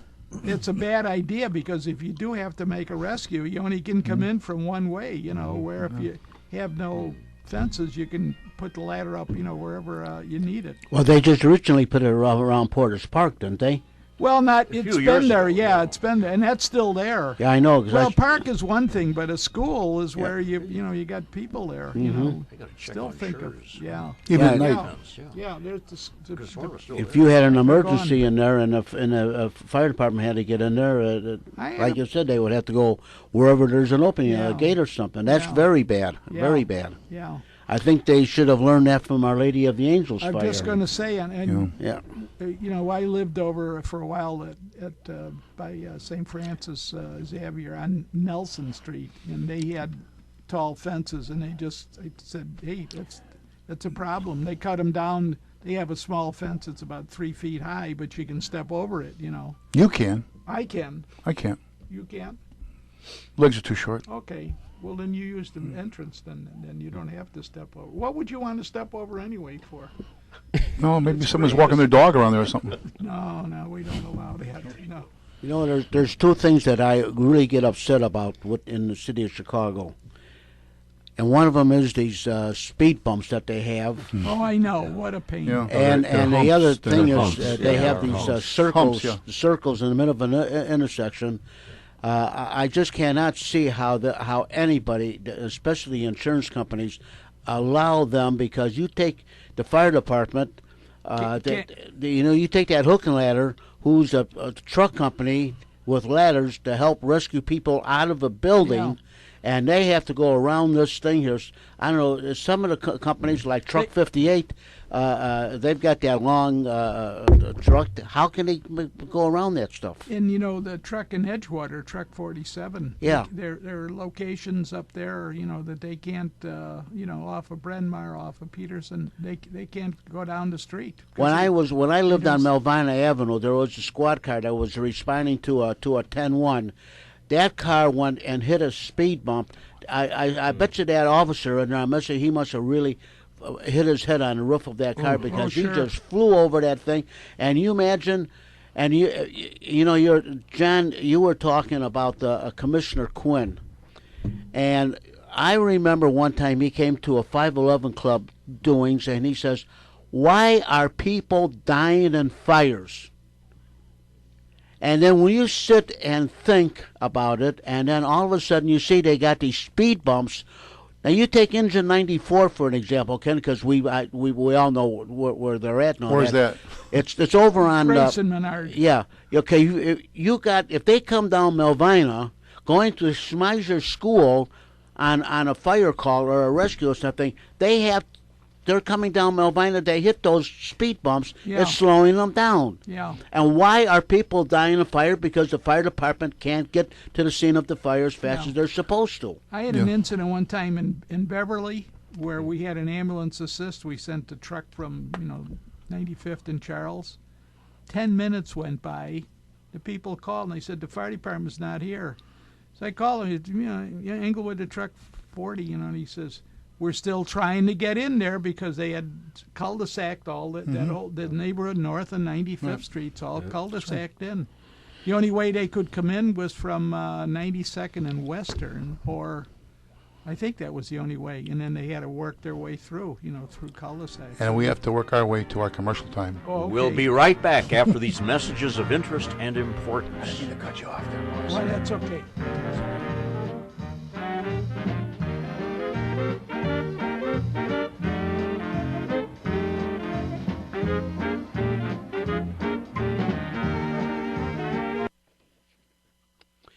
Exhibitors Carpet Service has changed their name to Carpet Warehouse at 4300 West Montrose Avenue in Chicago. Stop in at Carpet Warehouse at 4300 West Montrose Avenue, and the phone number is area code 773-283-0100 for a great deal on all your carpets. If you need carpeting in your living room, dining room, bedroom, den, or family room, or even your outdoor patio, stop in at Carpet Warehouse, located at 4300 West Montrose Avenue, or call 773-283-0100. So remember, friends, if you need a carpet in your living room, dining room, bedroom, den, or family room, or even your outdoor patio, the place to go is Carpet Warehouse at 4300 West Montrose Avenue, or call 773-283-0100. That's Carpet Warehouse, located at 4300 West Montrose Avenue, just east of the Kennedy Expressway on the north side of the street on Montrose. And the phone number once again is 773-283-0100, or 4300 West Montrose Avenue for a great deal on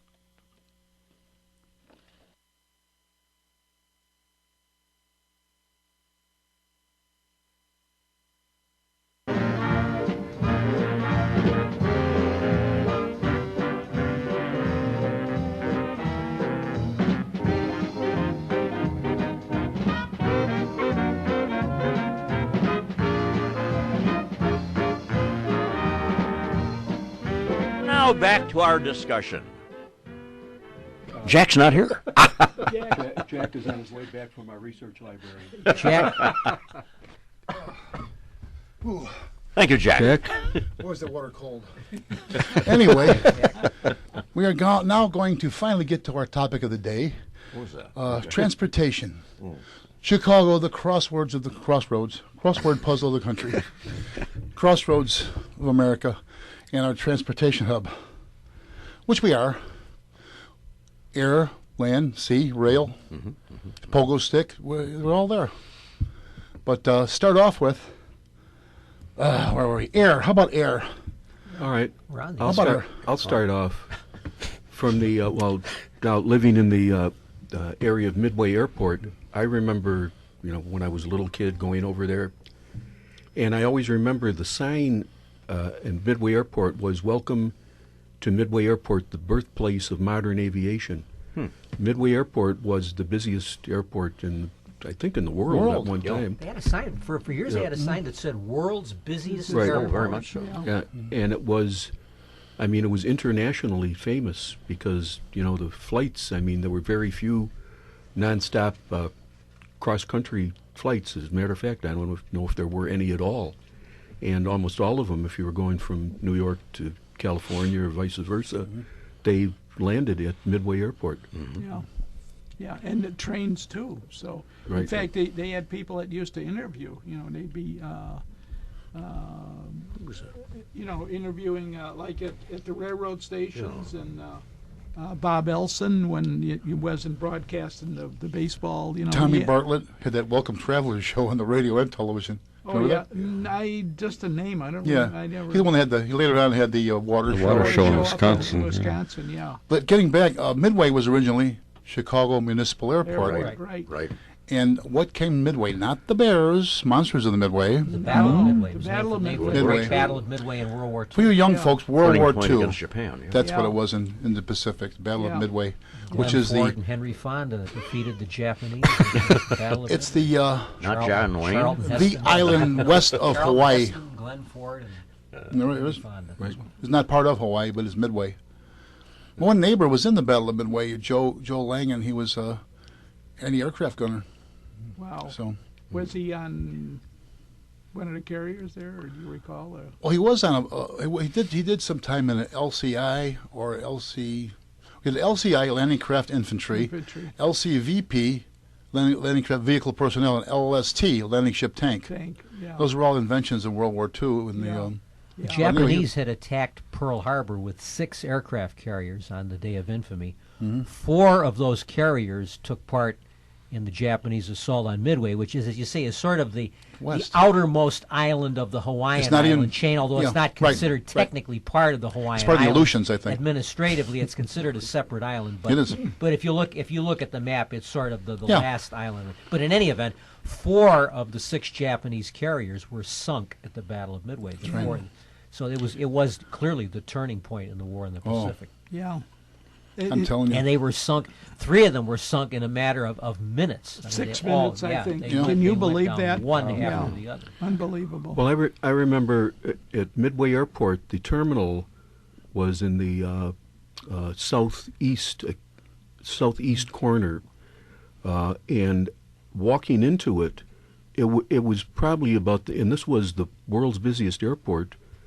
It was the size of maybe one counter at like the Southwest counter at the present Midway.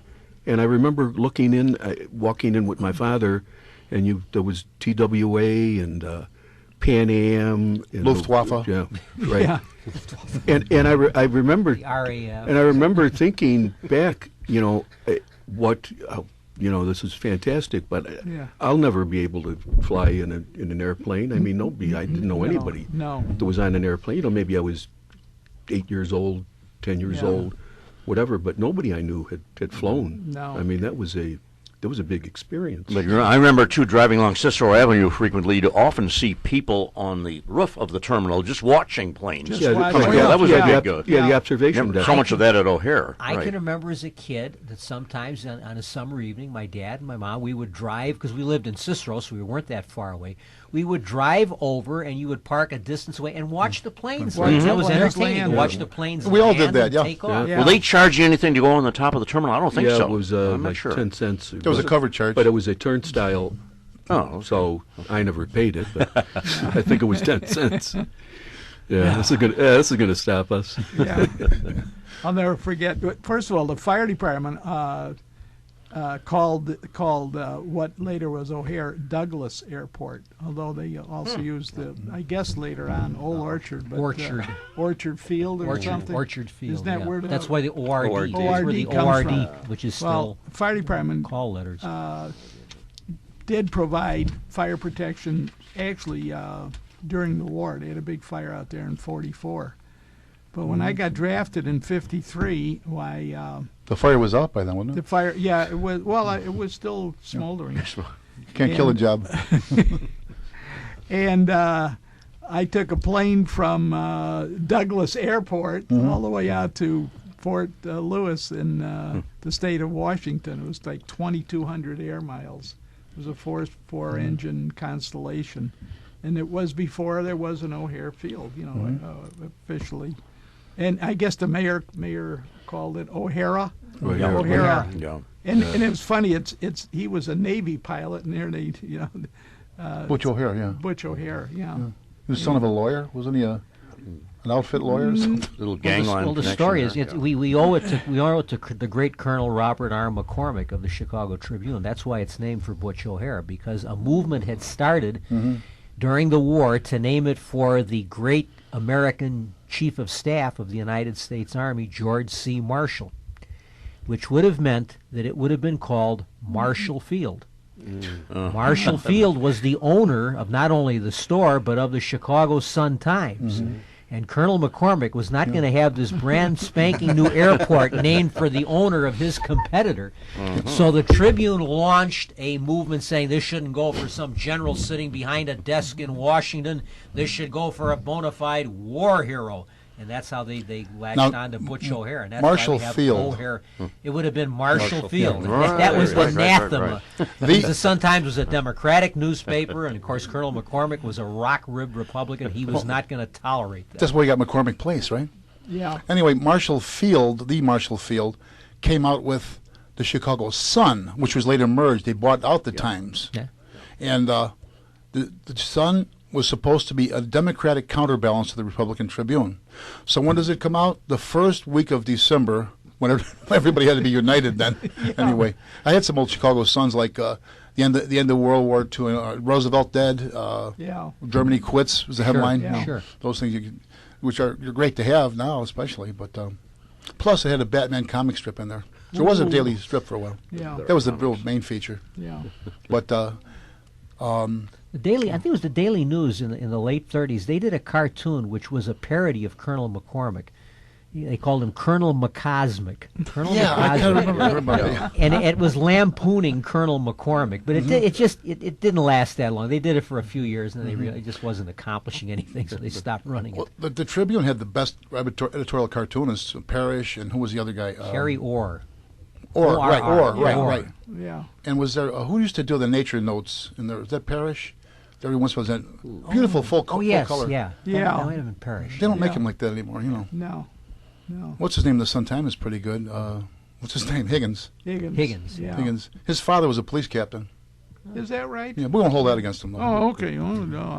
What would you hold against? Was it the Tribune that was always running that famous Injun Injun cartoon? Summer. Injun Summer. Yeah, right. Which Yeah. they stopped doing Yeah. years ago because it was deemed to be politically That's right. incorrect. Oh, I remember You can that order very a well. print from the Tribune online. They have their photos and They everything. will still provide it. Yeah, Yeah. I've got a number of copies that I saved through the But years. the I used to cut Historical out that Society front page. doesn't sell them anymore. That's Yeah. Okay, you gentlemen remember at Olson Rug, right across from Engine 91's quarters? Sure, Diversity on and Pulaski. Diversity and Pulaski, they had that set up with the Engine Summer, and then they had that whole big display over there. I remember that. Okay, Yeah. well, because it's been a few years now, but that has been moved out to North Avenue, right near the airport out there. They call it Sunny Acres, and that whole display that they had at Olson Rug is now set up out there. I didn't know that. Yes, Yeah. yeah. no. What is that like, John? I'm not familiar. It's a farm where you can go out there and buy pumpkins, and they had hay rides and the house where they would had the scarecrows in there, And it was it's a big farm out there. They call it Sunny Acres. It's on North Avenue, just before you get to the airport. I think it's around Route 59. It's east of Route 59. Yeah. Oh, Mm-hmm. okay. It's out in West Chicago. I was out there. And I Yeah. knew about Sunny Yeah, Acres. Now, you yeah. said the Olson Rug set up? 'Cause Yeah. I've got an old postcard that shows Olson Rug and this great waterfall and yeah. flowers That's- and stuff. they Yeah. used- So That- you're that saying was that is at Sunny Acres? now? that's the Sunny Acres. Yeah, it's called. It's on the north side of North Avenue. Yeah, I and- didn't know that. In fact, a lot of the Halloween displays that I have set up here at this house and up in Wisconsin, I bought all that stuff from Sunny because they had, place where you could buy these pumpkins and all that. Corn stalks. Yeah. Cornstalks or haystacks. yeah. Yeah. It was a Big nice little, My parents always used to take my sister and I there, and every year we Yeah. would go there. They had the guy sitting there, and they would have a recording of him talking, and everything. And then in the summertime, they had the waterfall over there, which Right. was beautiful. And they had someone who sort of impersonated a Native American, and Yes, he Ken. was, Yeah. Wait a minute, hold on, whoa, time out. Are you a citizen here? Yes or no? yes, Oh, Were you born in this country? yes. You're a Native American. You're a Native American. Native One American. of my least favorite terms, Yeah, right? anyone born in the United States is a Yeah. Native American. Oh. It's a Well, silly, I it's know a what they silly mean. term. Why don't they say Aboriginal American? And the fact of the matter is that those that we call the American Indians, that their ancestors came here at some point. Sure. Like as everyone, there was no truly native population in the Americas, as best Just I to- know. Bisons and Right. Well, that's what I Mammoths? always said about Columbus discovered America. How can you discover something that's inhabited? Right. It's already there. Well, They The discovered reason I Columbus. said that is because there is an Indian, and I don't like to use the word Indian, which is I use Native American. It's over on Wilson Avenue, just west of Ashland. Well, we had a guest from there, And remember? it says Native American. Yeah. Doesn't that's what they seem say. to want to be It called. says Indian Yeah. Center, American Indian Center, Yeah. right? Yeah, we, but it we- says we had a guest from that Yeah, center here. maybe you Did weren't we? here. No, Yeah. I don't recall. Yeah. Yeah. Yeah. Yeah. He calls so- himself an Indian. Yeah. But I rather use that term than Indian. Well, that's. Yeah. I prefer There- Indian. I mean, I grew up Yeah. with the term Indian. I did too, It was but- the term that everybody knew for centuries. It was Yeah. commonly used, and Yeah. as I say, Native American implies that you are a native-born person in this country, and that Right. means anybody born in the United Well, States that's true, I is a guess. native. That's how it's used everywhere else in the world. If you're a native of France, it means you were born in France. I wasn't born there though. No. You weren't? No. Someone said about being an American, anyone could come, be here, and become an American, but you could live for 30 years in France or London or somewhere, and you're still a foreigner. Oh, is that right? Well, yeah, that's what they say. Yeah. Anyway, getting back to our airport, O'Hare Field. Mr. McKenna and myself have a little bit of a connection. You might not think what I'm going to be saying right now, but O'Hare was originally military, right? Purchased by the city of Chicago from the U.S. government for $1. Is that right? I know yet- it was war surplus. I would have given him $10 anyway, but himself. But anyway, the lawyer who Yeah, they didn't handled the have deal you, was William Boyd Sr., the father of our scout leader. They were from Oak Park. They were from Austin area, over near Oak Park. But Okay. anyway, and of course we never met him. We haven't seen Bill in 50 years now, but Yeah. that was true. But he handled the deal. Yeah. So a lot of people. We knew a girl one time, and we were over at the house, and remember the boyfriend says, "I was out at O'Hare Field, and I was only nearly fainted to see a Chicago policeman." We said, "Gee, you nearly fainted? Oh my God, you know." What does she have to worry about? Yeah. It was the guy. It sounded very feminine, but he was getting in touch with his feminine side. But that little, it's like a little appendage goes out there. It's I guess they got control of the highway too, isn't that it? Yeah. You mean the connection? Yeah, Yeah, you had to be the highway, connected to right. Chicago. Highway Yeah. and the land that they never thought anybody would build on, that was vacant. Now it's all the strip of land, especially south of the expressway leading to O'Hare, is all. It's the city of Chicago, and there's a huge complex there that are all city workers because they've got the Chicago address. I think it's the Candlelight. Oh, you're talking about the what was called a lamplighter Oh, the originally. lamplighter, yeah. It's got a different, what's the name now, John? It's not the lamplighter. But it's like 90% city workers, policemen, firemen. Yeah, I know my son, who was a because you fireman. can lived out qualify. there. Yeah, Yes. No, no. yeah, Yeah. yeah. And it's still in the city of Chicago. Yeah. I don't know why Chicago O'Hare had to be connected to the city, but because the city does own land outside of Chicago.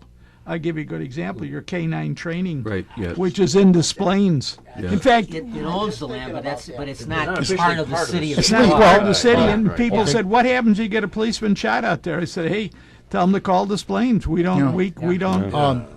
Lambeau Field is not in Green Bay. It's No. outside Green Bay. It's outside in Green suburban Bay. Green Bay. Yeah. I'm sorry, Green Bay. Green Bay. Our condolences to everyone in Green Bay today, by the way. No?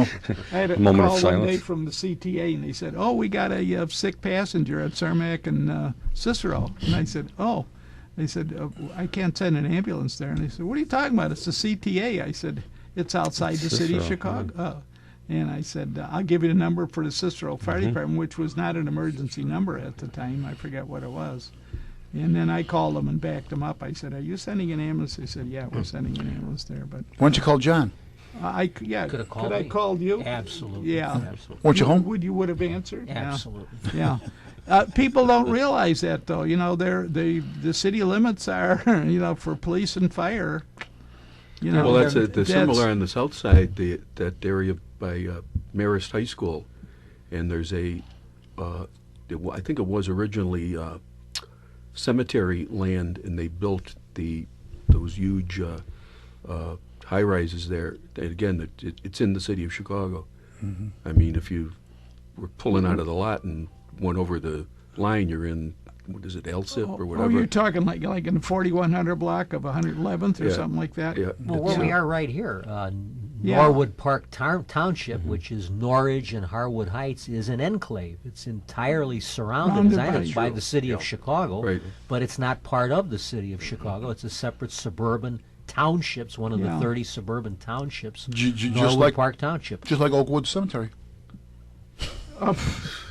Back to Oakwood, yeah, along South Chicago Avenue. Yeah, we know Yeah, all about nobody that. will live in. Never mind. Forget it. That because it shows up in segments on one of our on the station, so they won't know what we're talking about. See chapter 1 or chapter 2 for that answer, kids. Anyway, how about that, which I thought was really a crime for Daley, destroying Meigs Field. Oh, God. Yeah, absolutely. No, seriously. The way it was done, you know. Yeah. They were talking about they wanted to get the Olympics here, and I called in one sports show. Matter of fact, it was Don's show, Don Figuarelli's show, John. I think so. When I was first listening to the in 2005, Ricky Hendon, state senator, was part of the committee to try and get the Olympics here, and he was on. And I said, wouldn't it have been great to be able to tell the people from the Olympic Committee that we have this little airfield that you can fly into O'Hara and get shuttled over downtown in no time? Yeah, he said, I totally agree with you. You See, know? that sort of thing could not happen in the United States of America, where you have a course not. constitution and due process. But when you're in the Grand Duchy of Chicago, it's a totally For the, different constitution. for the where, Olympics- one man's rule is law. That's This should For have been the a charge for the of Olympics, crime, the Meigs Field area was going to be the kayaking and rowing venue. Which one? Meigs was it? Field Oh. was going to be the kayaking and rowing venue. What about that one little piece in Lincoln Park? You can learn. You can take a crew down there. Right. Oh, I always thought that little airport was an asset to the city. I always Absolutely. thought that was one of the Plus, jewels what I- of the city What on I the was lakefront. surprised Yeah, me. about is Daley used to fly in and out of there a lot. The guy that owns, I think it's some underwear company, Fruit of the Loom, or he's I guess his plane. He's a big Democratic supporter, and he used to have his plane, a jet, that was stationed in the Gary Airport. But when they used to go like to the whatever Democratic conventions or fundraisers around the country, this guy used to land at Meigs and pick Daley up. They did that a Wonder if, lot, so I was kind of surprised that he. well, You're talking about Richie. Yeah. yeah. Also, our helicopters were based there. We had a Mm-hmm. firehouse and the helicopters. Now they're at 95th Street. Whenever the they're president. Sorry. Well, I was going to say, is that you? That was a That was a machine gun. Pardon me. That was a I thought it was helicopter. a machine gun, Helicopter. actually. You didn't do. You got to do beat your this. chest. Yeah. We're competing sound effects. The battle of here. the bands here. The talent that is represented on this panel Yeah. is truly astonishing. Yeah, really. Or when Daley tore up those runways, did he bother to check that no airplanes that had taken off from MiGs were still up in the air? I don't think he cared. And he didn't care. And the, Well, that's just- That the could've been a planes little there couldn't take inside. off. Yeah, that could have been bad. Yeah, what is this? A cop passes gas and there's a federal investigation. Daley destroys property like that. Nothing. Yeah. Yeah. Well, anyway, they it can- took a $1 million fine or something, but Go on. it wasn't his money. Yeah, the Strange. Park District uses it now, the old terminal. Yeah, Yeah. Northerly Island. Northerly Island. Yeah. One of the Well, at one time candidates- it was an island. Well, I know. Yeah, it was made. Was that for the World's Fair too, or something? Those. Or? Not a century That would have been a progress, century of They had progress. I know. It was I think it a was century Daniel of progress. Bernard's plan Progress. had projected a whole series of islands. Well, there were along there the was river, one but- northerly and a southerly, They and that's only- closer to the equator. Yeah. Well, I think remember the island in the lake for the airport in the That lake? was Oh yeah. Oh Yeah, yeah, that that's was- another for one. the third Yeah. airport. Right. Yeah. Right. And then what is Daley and It airports? never flew, if you pardon the expression. Richie wanted to destroy the southwest side, southeast side to put in a Southeast side. There was, And- he was going to pave over Hegwin. get rid of Edward Doliak or something. Out that way. Pave Hegwish. Well, maybe Do away that's with what it was Hegwish or all something. about. And, Pave Hegwish. right, and annex it to Gary, which I think is called Chicagoland Airport or something. Gary, Yeah. Chicago, or Gary, something. Chicago. Isn't that the one that Oh. has like one flight a week out Yeah. of or something? It's got I think one runway that But- you can yeah. land. Yeah. But I mean, Maybe. in other places, you'd go through the nuisance of the wishes of the public and the wishes of the Oh, yeah. legislative body, the Yeah. city. But in Chicago, you just bypass all of that. I mean, just orders are issued, and, It's it much It's easier. a much more efficient. It's a much much easier more- that way. than bothering with votes and the wishes of the people and all that nonsense. Well, one thing though that was in favor that land at Meigs Field was deeded to the city, or they leased it for 50 years, and when it, after 50 years, and that had to be when you're talking the century of progress, so that had to be in 33. the 80s, or 83 then, 33 probably. to 83, yeah. 83 or something like that. And then was it Governor Edgar blocked it because he he blocked had it. wanted to shut Meigs down earlier, and Governor Edgar Yeah. showed the moxie to defy him and, Yeah. and blocked it at the And he got start. another 10 years out of it or whatever. But when Edgar was gone, they Yeah. Meg's, for no other reason, it should be there because it was very picturesque to see these small planes Yeah. taking on a landing with the cityscape in the background like Yeah. that. Oh, yeah. I mean, seriously. Oh, yeah. Yeah. Yeah. Strange. Yeah. And I'm sure it brought in money to the city. I would imagine Is business would have found it an So, asset so, to have what, a close so who actually airport owned it right then? in the middle of the Because loop. the FAA, it's I would assume it'd be a federal, over federal jurisdiction when you're talking about. Well, I like, the think aviation federal administration. always controls an Oh, right. airport, but, But when who owned the so land? when Daley actually dug, well, he didn't go out. Well, as far as I know, he wasn't out there driving the tractors. But No. but when the X's went across the runways, Yeah. who owned that land? City of Chicago. The city of Chicago. But as owned far it. as That's why he's able to do any it. well, aeronautical- that's what I would assume. Otherwise, there's Yeah. Yeah, because that lease expired, and as John said, Governor Edgar, got an extension on the lease, and then when that expired, then that's when Mayor Daley. Yeah. Lease or Took not. it. So as far so where's the you know what I'm saying? I agree it was a criminal action, Yeah. but There Like, were if you destroy your own lawsuits. Yeah, there were lawsuits on it. I don't know whatever happened to them. Probably No, nothing. they probably paid him off. Yeah, we paid him off then. We paid him off. Yeah, yeah. Anyway, another thing is, what's with Daley? We couldn't get the southeast side airports. He threatened to close Midway. Remember that one? He threatened to close Midway. Why? Yeah, I know. What is Yeah. this? Airports, Yeah. Well, Midway was going through, because O'Hare it took over in about a 3-year period. Yeah, it was a They quick went from transition. yeah, busiest airport in the world to Yeah, almost yeah. a But at this Yeah. time, yeah, at the time we're talking about, Midway was going strong too, though. By then, again, yeah. And The I winter guess time it's was very still dead. going pretty strong too. sure. Oh, yeah, I know. But, yeah, Oh yeah, it is. Wherever I've lived, it's always been on the flight path to Midway, one way or another. How about you? Yeah. yeah, yeah. So, Maybe that explains your, But I think around 61 or 62, they thought Midway was going to be abandoned with everything going to O'Hare. And then people they pointed came out back. that New York Came City back. has 3 airports, and how could Chicago get by with just one? But there was that talk of completely shutting Midway down they would make Yeah. it into a flea market. and have everything operate out of O'Hare. Yeah. yeah. Well, this is really You convenient. had the occasional planes hitting homes around Midway. That's been a Well, Midway constant is over the years. only major airport in the United States that you can walk to. Seriously. Yeah, You can walk. about San You Diego? can't walk to O'Hare. Well, you could walk to O'Hare, It's but a point. yeah. If you're a good walker. if you hope you don't get run over. Isn't Yeah. LaGuardia like that? I've never been there. Isn't LaGuardia similar no, to I that? think, I thought yeah, LaGuardia it- was an it- in-city. Yeah, but it's airport, not. like- It's a different configuration. Is it? I mean, there's Yeah. not like you can just walk down the street and walk into the terminal. Okay. You have to flip the fence or something. Yeah.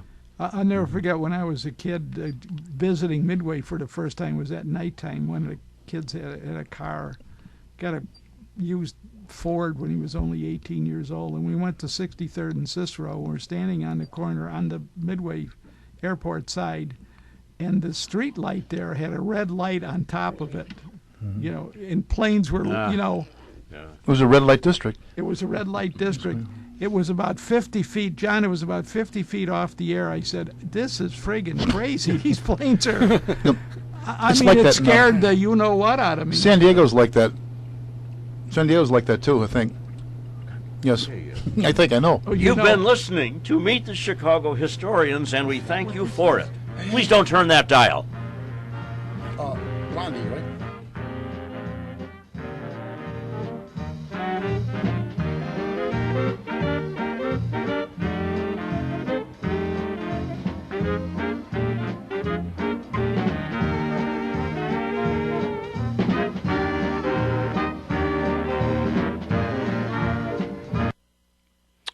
Well, friends, winter is here. And before we get any heavy snow, ice, or rainstorms, you may want to check the roof, siding, and gutters on your home. Be sure the roof, siding, and gutters are in good shape. You don't want mold or mildew in your attic or crawl space, and you don't want drip, drip, drip on the ceilings in your rooms, or have your walls damaged by leaky gutter or bad siding. So don't have double expense. Sooner or later you're going to have to get it repaired. So call Best Brothers Roofing, Siding, and Gutter at 630-616-1359. Mike Besh will drive over in his shiny red truck with ladders on top and Best Brothers Roofing signs on the doors, and Mike will look over your roof, siding, and gutters, give you an estimate, and go from there. So once again, don't have double expense. Call Best Brothers Roofing, Siding, and Gutters for a free estimate at area code 630-616-1359. That's Best Brothers Roofing, Siding, and Gutters at 630-616-1359. Call today for a free estimate. That's 630-616-1359. Call today for a free estimate.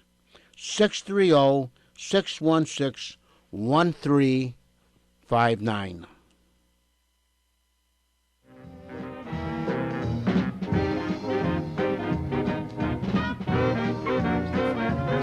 Back to our historians.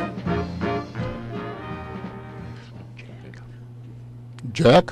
Oh, yeah. Oh, you want me to do Jack every time? That's okay. I'm sorry. It's okay. Get no respect, you know. Well, where are we now? We're into our transportation still, and okay, we're doing airports. Well, one last thing about Midway Airport. The Go ahead. rejuvenation of Midway did wonders for the business at the White Castle in the corner of 63rd Cicero. and Cicero. Well, they Because rebuilt. because it was so close, people would land there or they'd have a connection, and they'd go in a cab. They take a cab over to pick up.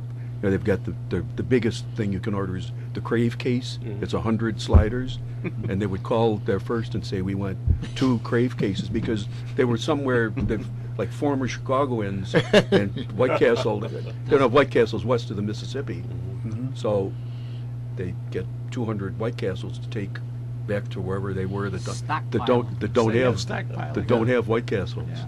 I think they send them out if they're frozen or no.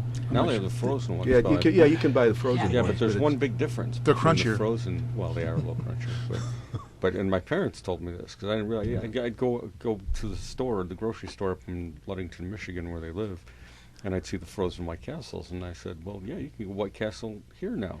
She goes, "Yeah, they're not the same because they don't put the pickle in there. Oh, For some reason, the pickle doesn't freeze Pickle in right. the So middle. that single pickle that you look Yeah. forward to when you're eating that Yeah. White Castle hamburger doesn't exist in doesn't frozen. exist. That's Yeah, it. I know you can buy them in the store Yeah, too. you can. Well, But they don't think have they I come used to with the say when pickle. when I used to teach accident investigation at the academy, I always used to say that possession of White Castle hamburgers after midnight is prima facie evidence of being under the influence of alcohol. Absolutely. Burritos are big now too for after been drinking. You know, burritos. Yeah, that's right. burritos. Little donkeys. That means. Well, Oh, no, go ahead. yeah. Oh, I don't know. I don't know. What do you want to say? Anyway, so anyway, okay. I guess what pretty much does it for does it Aviation. Aviation? Yeah. Airplanes too. Yeah. Did you ever wonder why there wasn't more lighter than air, exploration or into the area of? Other than the hot air Usage. emanating from this radio show right now. No, I mean, I know before the war you had the dirigibles and the Zeppelins. I know there was that Hindenburg thing, but it would seem like maybe that would be an area to explore for. There's always talk about a revival of lighter than air aviation. Periodically there are stories in the news. There are magazine articles about some firm in Hamburg that's talking Yeah. about bringing back a fleet of Zeppelins, but Yeah. it just never seems to happen. I saw something not too long ago on one of the network shows about some big new venture in lighter than air aviation, but it just never seems to, other than the Goodyear blimp and other blimps Yeah. of that type, it never seems to take place. If it wasn't for sporting events, huh?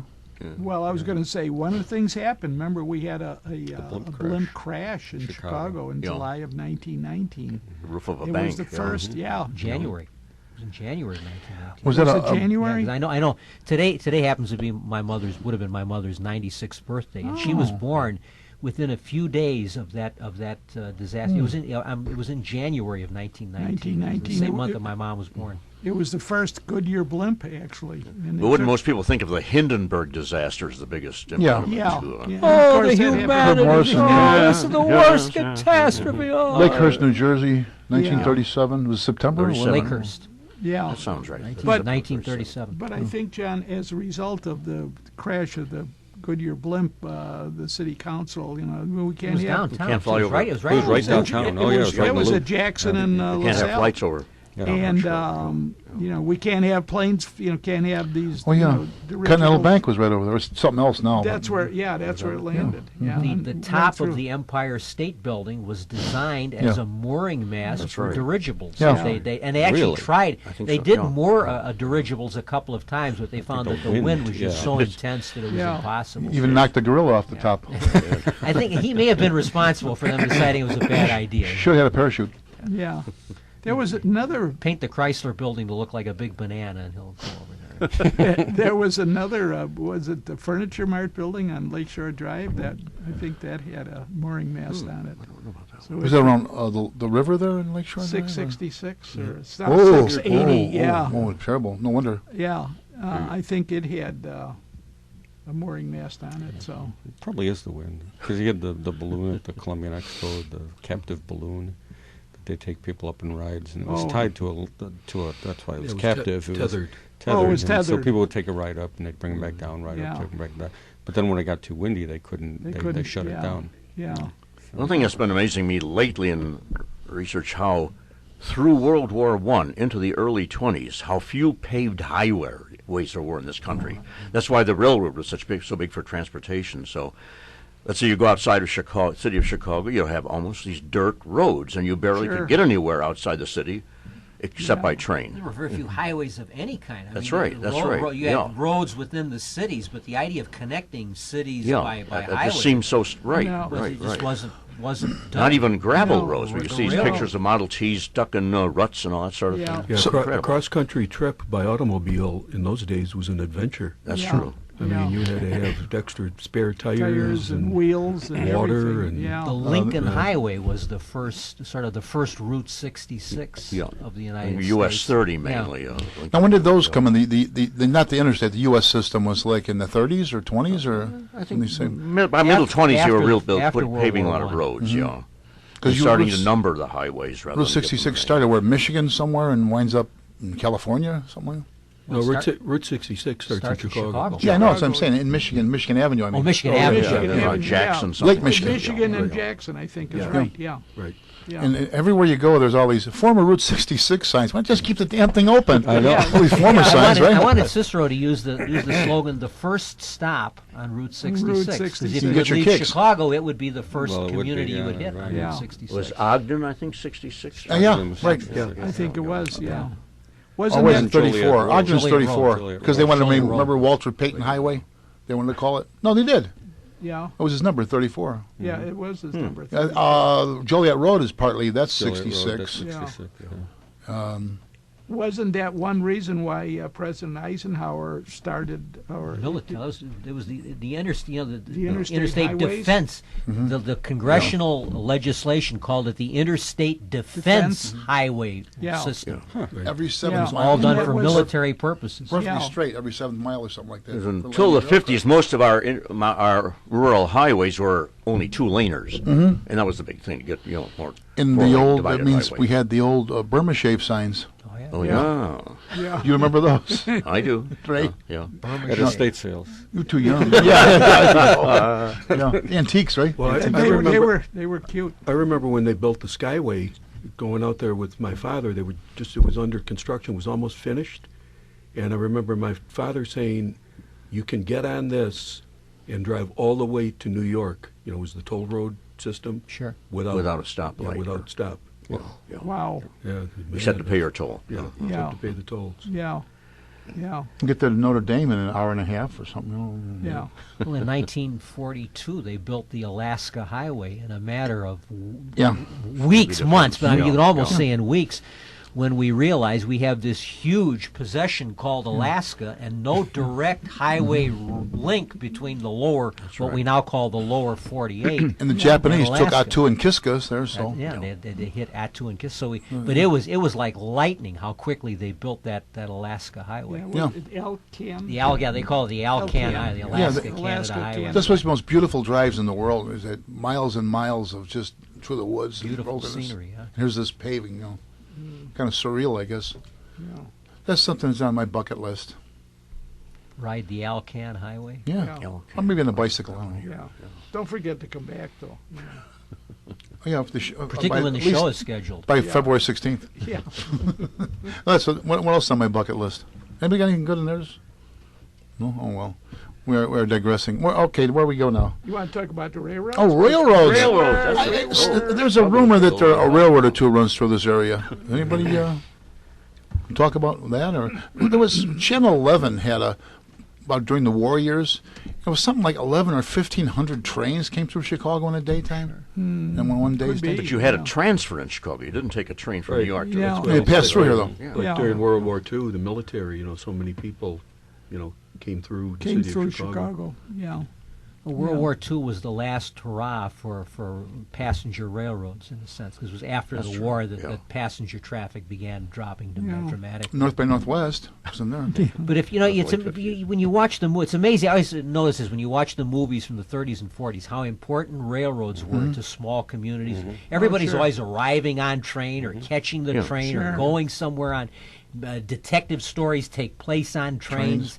And you realize how important the railroad was in those days before the war. It made the town. The railroad came to. Yeah, That's why people that sit at railroad crossings, you're upset about, you know, having to wait for the train to pass. And originally, a railroad coming through your town, you'd do anything course, to get to it. get so that. Yeah. so Right. you sit there. I mean, people say now, could you imagine if you had to sit and wait for like some trucking company, like Consolidated Freightways? Trucks are coming through, so everyone has to wait a half hour Yeah. till their Yeah. truck. You go, are you crazy? Yeah. But a railroad, we just sit there and wait because Now, what's the What ordinance? do emergency vehicles do? Yeah, right. Well, that was a problem out where I live because west of Cicero, So there was no firehouse. We were just talking about that before, weren't we? Depends on what year you're. Well, I mean, I'm in Garfield Ridge. We're on Archer in Harlem. Yeah, what year though? We had a fire company out there as early as 1925, which is about when it was annexed. Well, when was that? 6411 South Central. Engine 127. Well, it's still kind of Yeah, east, though, you know. That was the airport. That was the airport house, right? Yeah, but they covered everything. Yeah. Everything west of Cicero, really. Well, there wasn't a lot Yeah, out there at one time, I know. Farmland in World War II But now, time. Yeah. now there by you, they got the one by Kennedy. Yeah. Kennedy High I'm School. going there tonight. Oh, yeah. I am. Got a Kennedy- neighborhood thing over there. Kennedy no, High School? No, the firehouse. Oh, the firehouse. Yeah, I want to see the Dalmatian. Oh, Smoky. does it want to see you? Yeah. That's like you can win a bet here years ago. I don't know about now. What kind of dog is a mascot you call a fire department? Dalmatian. Saint Bernard. Remember the Saint Bernards? Oh, sure. Yeah. Quinn had Saint Yeah, Bernard. with the Omar. with the fire band. Yeah, His they had a march St. with the Bernard. march with the Saint Bernard. Yeah. He was the alcoholic and he died in the Alps. Oh wait, that was on Topper. That was Neil. That was Neil. Yeah. The little keg under his neck. Yeah. Alcoholic Saint Bernard. It's pretty good. Hick. What was the name of the dog who played Neil? That I don't recall. Buck. Buck. Buck. Yeah. Buck, He was probably Buck's son from what was the Call of the Wild? You know, with there's a movie, the Jack London story. Clark Gable. Lordy Young. Jack Oakey. Frankie Darrow. This is obscure territory. Yeah, Anyway. right. Yeah. I'm glad we're talking about transportation where I know. Yeah, Yeah. getting back to the trains. Transfer. Prior to air travel, almost every presidential candidate that was out campaigning nationally made a trip through Yeah. Chicago. Yeah. Oh, sure. Yeah. What was Harry Truman's his schedule or The whistle stop. Whistle Yeah. stop. Yeah, 1948. Yeah. 1948. Great Last major Yeah. train Whistle stop. campaign. Last- yeah. whistle stop campaign. Yeah. Yeah, now that I think about it, can you transgress, is that the correct word, the United States and a major, well now to be Amtrak, Coast to coast. without going through Chicago? I Is don't there know. something down I south? don't know. I bet yeah. not. I don't know. I don't bet think not. so. I I mean, you don't can think on the so. northern section. You can't. I think No. they all would intersect. in You'd have to either Chicago. go Yeah. through. What's the one that goes? I think one goes to Minneapolis, St. Paul, and then the other one, the southern route, Then it goes through comes- St. Louis. Yeah. I don't think there's anything south of there. No. Nope. Oh, when That's Cary not- Grant left New York and North by Northwest, he wound up in Chicago. Oh, yeah. Yeah. Chicago. Chicago. Chicago. Chicago. Yeah. But did you say something about the Truman in the train before? Well, Remember Yeah, they we're talking recreated about that? all the presidential candidates Yeah. up until Yeah. They air recreated travel. the Truman. After 40, I Remember don't that? think they And did was much it campaigning 70 off of the somewhere. train They had tracks the, anymore. No. somebody dressed up like him when the train came through. It was for probably for the bicentennial. bicentennial. I don't recall. Presidential that, but- candidates will still do, nostalgic. They'll campaign in California, say on train, Yeah. and they'll stop in a dozen cities. But it's more for public relations than anything. Yeah. It's just the nostalgia of it On the because back of and the- Truman, Yeah. and they'll get the old the old presidential car out, the Ferdinand Magellan, which was They probably Photoshop it FDR's today, you know. FDR's. Was that his? Yeah. And it was railroad car number one. Before there was Air Force One, the presidential railroad car was railroad car Now, is number that true? one. You're making that up. No, that's true. That's true. That Yeah. is true. And he called it the Ferdinand Magellan. Yeah. It Named probably after was. who? Yeah, named after. Joe Dokes. Yeah. I worked for my first full-time job was at the Burlington Railroad, and they had what was known as private cars. And that was for the president, whose name was Murphy, by the way, of the Burlington Railroad. And it was just a luxurious car, and a sleeping berth. And they probably was on a Pullman chassis, with the 6-wheel trucks and all that. And in fact, I remember looking in the back. They always had the observation.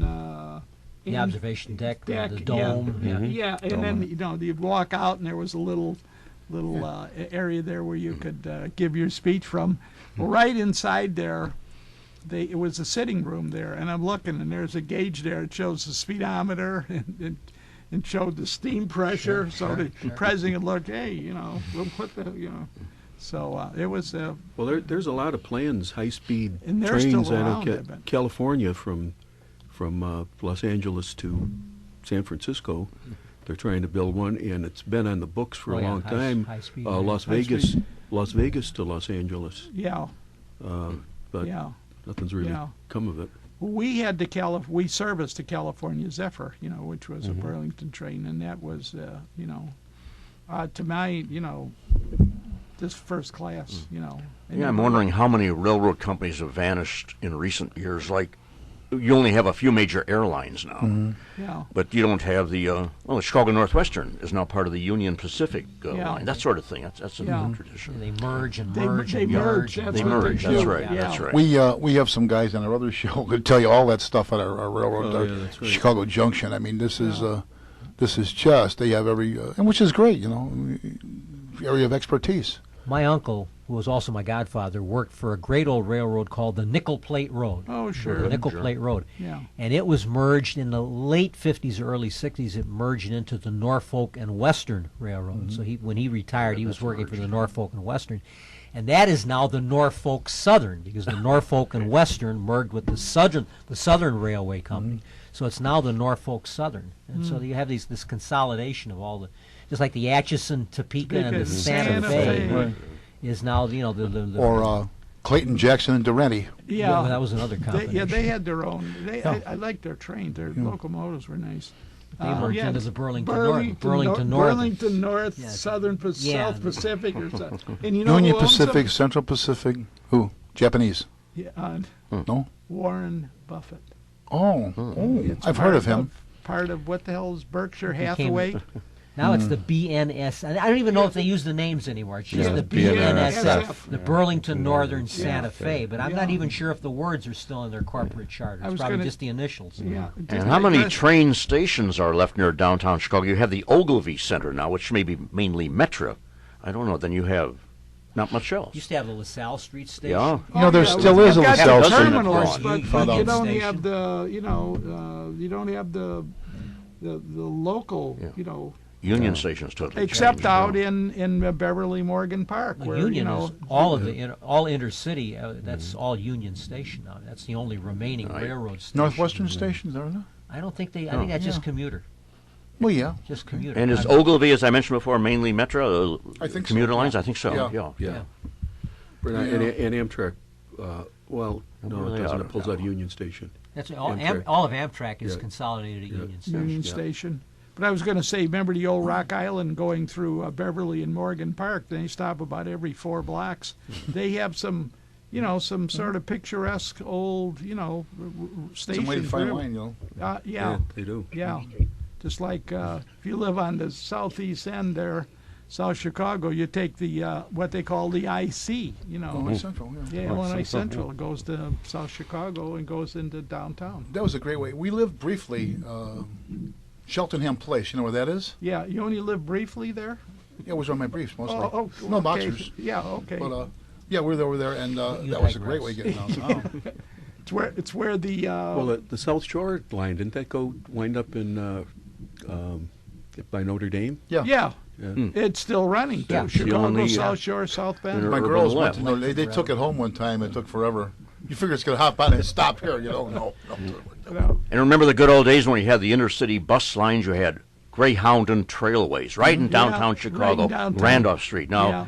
I think Trailways is somewhere in the south, on the near Well, west they are, side. But Yeah. way out of the They still have Inconvenient. Around Greyhound, Congress of and course. Canal inconvenient. over that way. And I think Greyhound- Trailways is gone. Yeah, Greyhound was still Greyhound, downtown, yeah. or is it- no, Yeah, they're around Clinton, I'm going to say near the old post office. they're Yeah, Clinton. south of there. Clinton. Yeah, it's still there. Making it very hard to.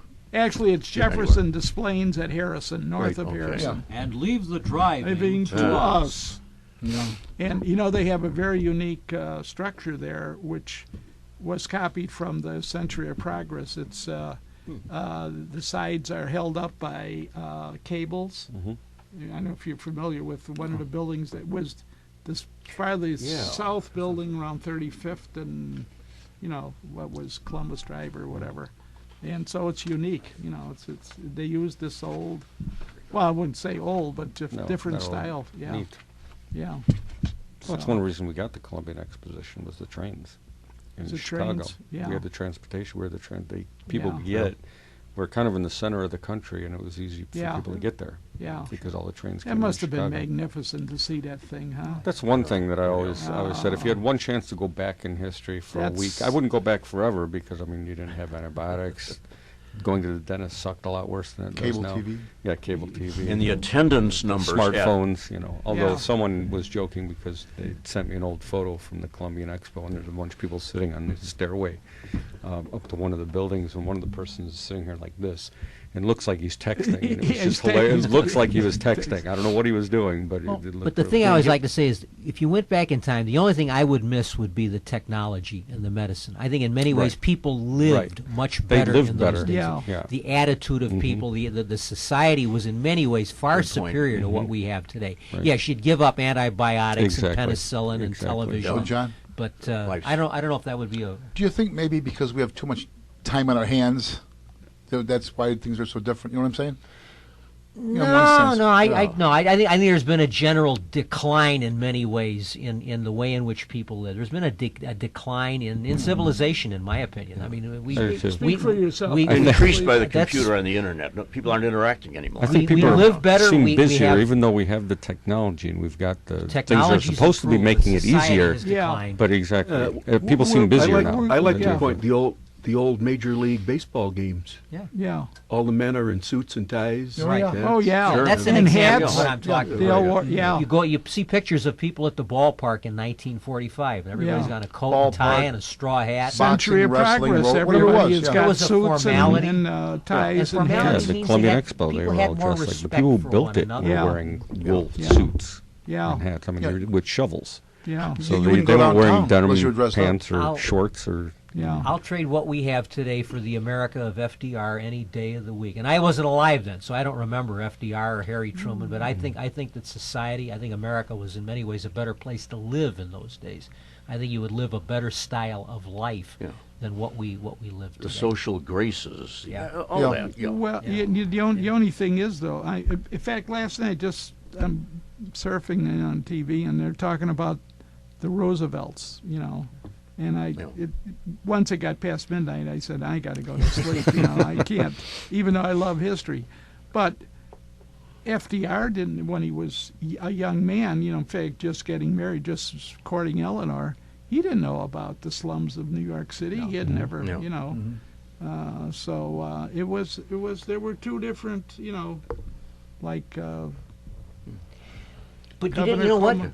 I bet I would be willing to wager you did not have the level of crime in those slums in 1910 no. that you have in areas today where people live actually at a higher Much level better. than they Yeah. did in those slums. Yeah. But I think that the level of crime was probably far worse today than it was with, Yeah. with Maybe a little those 100 shoplifting in years those ago. days, but overall, It was a the more violent law-abiding crimes, society. Yeah, yeah. It was a more respectful society. It was a more Yeah. formal society. Yeah, yeah. And people And how were, children respected their parents in those days. You don't get that. And anymore. better. it's because of the cohesion of the families. Right. And you don't have And that we lost. anymore. That's something that's been lost. You know, I met a gal who actually lived next door to St. Michael's High School, but she didn't go there. And she Why not? married a guy. She went to Waller. I don't know why. She was Jewish. She was Jewish. And she told me, she says, "You're from St. Michael's, I can tell." She said, "It's like it's stamped on your forehead." Well, because of they raised gentlemen there. You know, you never heard of discouraging word. You never used any of denigrating words, etc. And they treated people with respect. And I said, "You're absolutely right. You know that." The guys that came out of St. Michael's, the girls still hold a reunion. In fact, it's about 80 years now, and it's on the north side, fortunately, and I go there every year. And it's just one big happy occasion. Everybody we were so happy. I grew up in my a block away from my house. There was a Catholic grammar school, high school, and a firehouse. All in Catholic the firehouse? Catholic firehouse, yeah. Yeah, the captain was Catholic, and Was he Irish? yeah, McDonald, Willie McDonald. It's the perfect world. Yeah, right. Yeah, I was, All in the 1600 block of Hudson Avenue. 12 years I was there. Then I went to high school. Is that where the exchange comes from? Hudson 327. Hudson 327. There was a Hudson Avenue police station, wasn't there? And there was a police station at Where that? 1501 North Hudson. Catholic Hudson and police Blackhawk. station? Catholic police station, right. My favorite little vignette about the decline of American society is an episode of Leave It to Beaver about 1957 or 58, where Beaver is caught chewing gum in school. Yeah. He is sent home, and he is sitting in the study there, shivering with fear of what's going to happen to him when Ward, his dad, gets home and finds out that he was caught chewing gum in school. Now compare that to what we put up with in our schools today. They don't send you home if they find you mainlining heroin. They're teaching kids to use sex toys in fifth grade now. Put that needle away. That really doesn't go back all that far. Yeah. This is 1958. On that happy note, with Leave It to Beaver, let's see. John had the last word, and Rich had the last word, and this is going to wind up our discussion today. We want to thank Ray Johnson. Oh, thanks for having me. It's fun. We hope you'll come back. Wait a minute. I'm in I'm charge. going to cut you up. It's like the Academy of the Khrushchev Awards. with the shoe. Academy Awards, the music's playing. So until next time, on behalf of Tom McKenna, Ray Johnson, Rich Lang, John Kushelko, Ken Little. Little Ken, our absentees, Bill Kugelman, Jeanette Frontier, Al Al Opitz. Thank you for listening, and remember, history is much more than a book you keep on the shelf. You're here. And with that, I got to run. We wish to thank Kevin of Jack FM, 89.7 FM, for broadcasting our shows over the Ridgewood Radio Network. Recordings of previous Meet the Chicago Historians programs are available for your listening via the internet at www.windycityhometown.com. We want to thank the executive producer of Windy City Hometown Entertainment Network, John Sakanda. On behalf of everyone associated with our Historians program, we thank you for listening, and a Happy New Year to you and yours. This is your announcer, Rich Lang. So long until next time.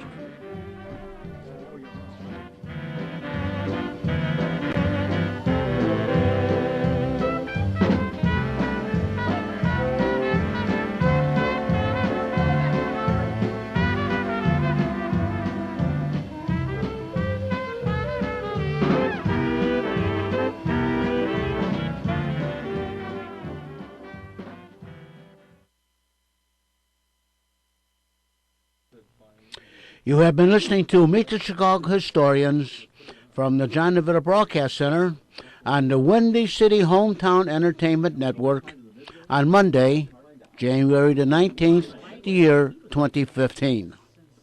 This broadcast was produced by Jack Ryan, directed by John DeVita. Our audio engineer is James Rohde, and the executive producer for Windy City Hometown Entertainment Network is Mr. John Sakanda. Until next time, please be safe, and thanks for listening.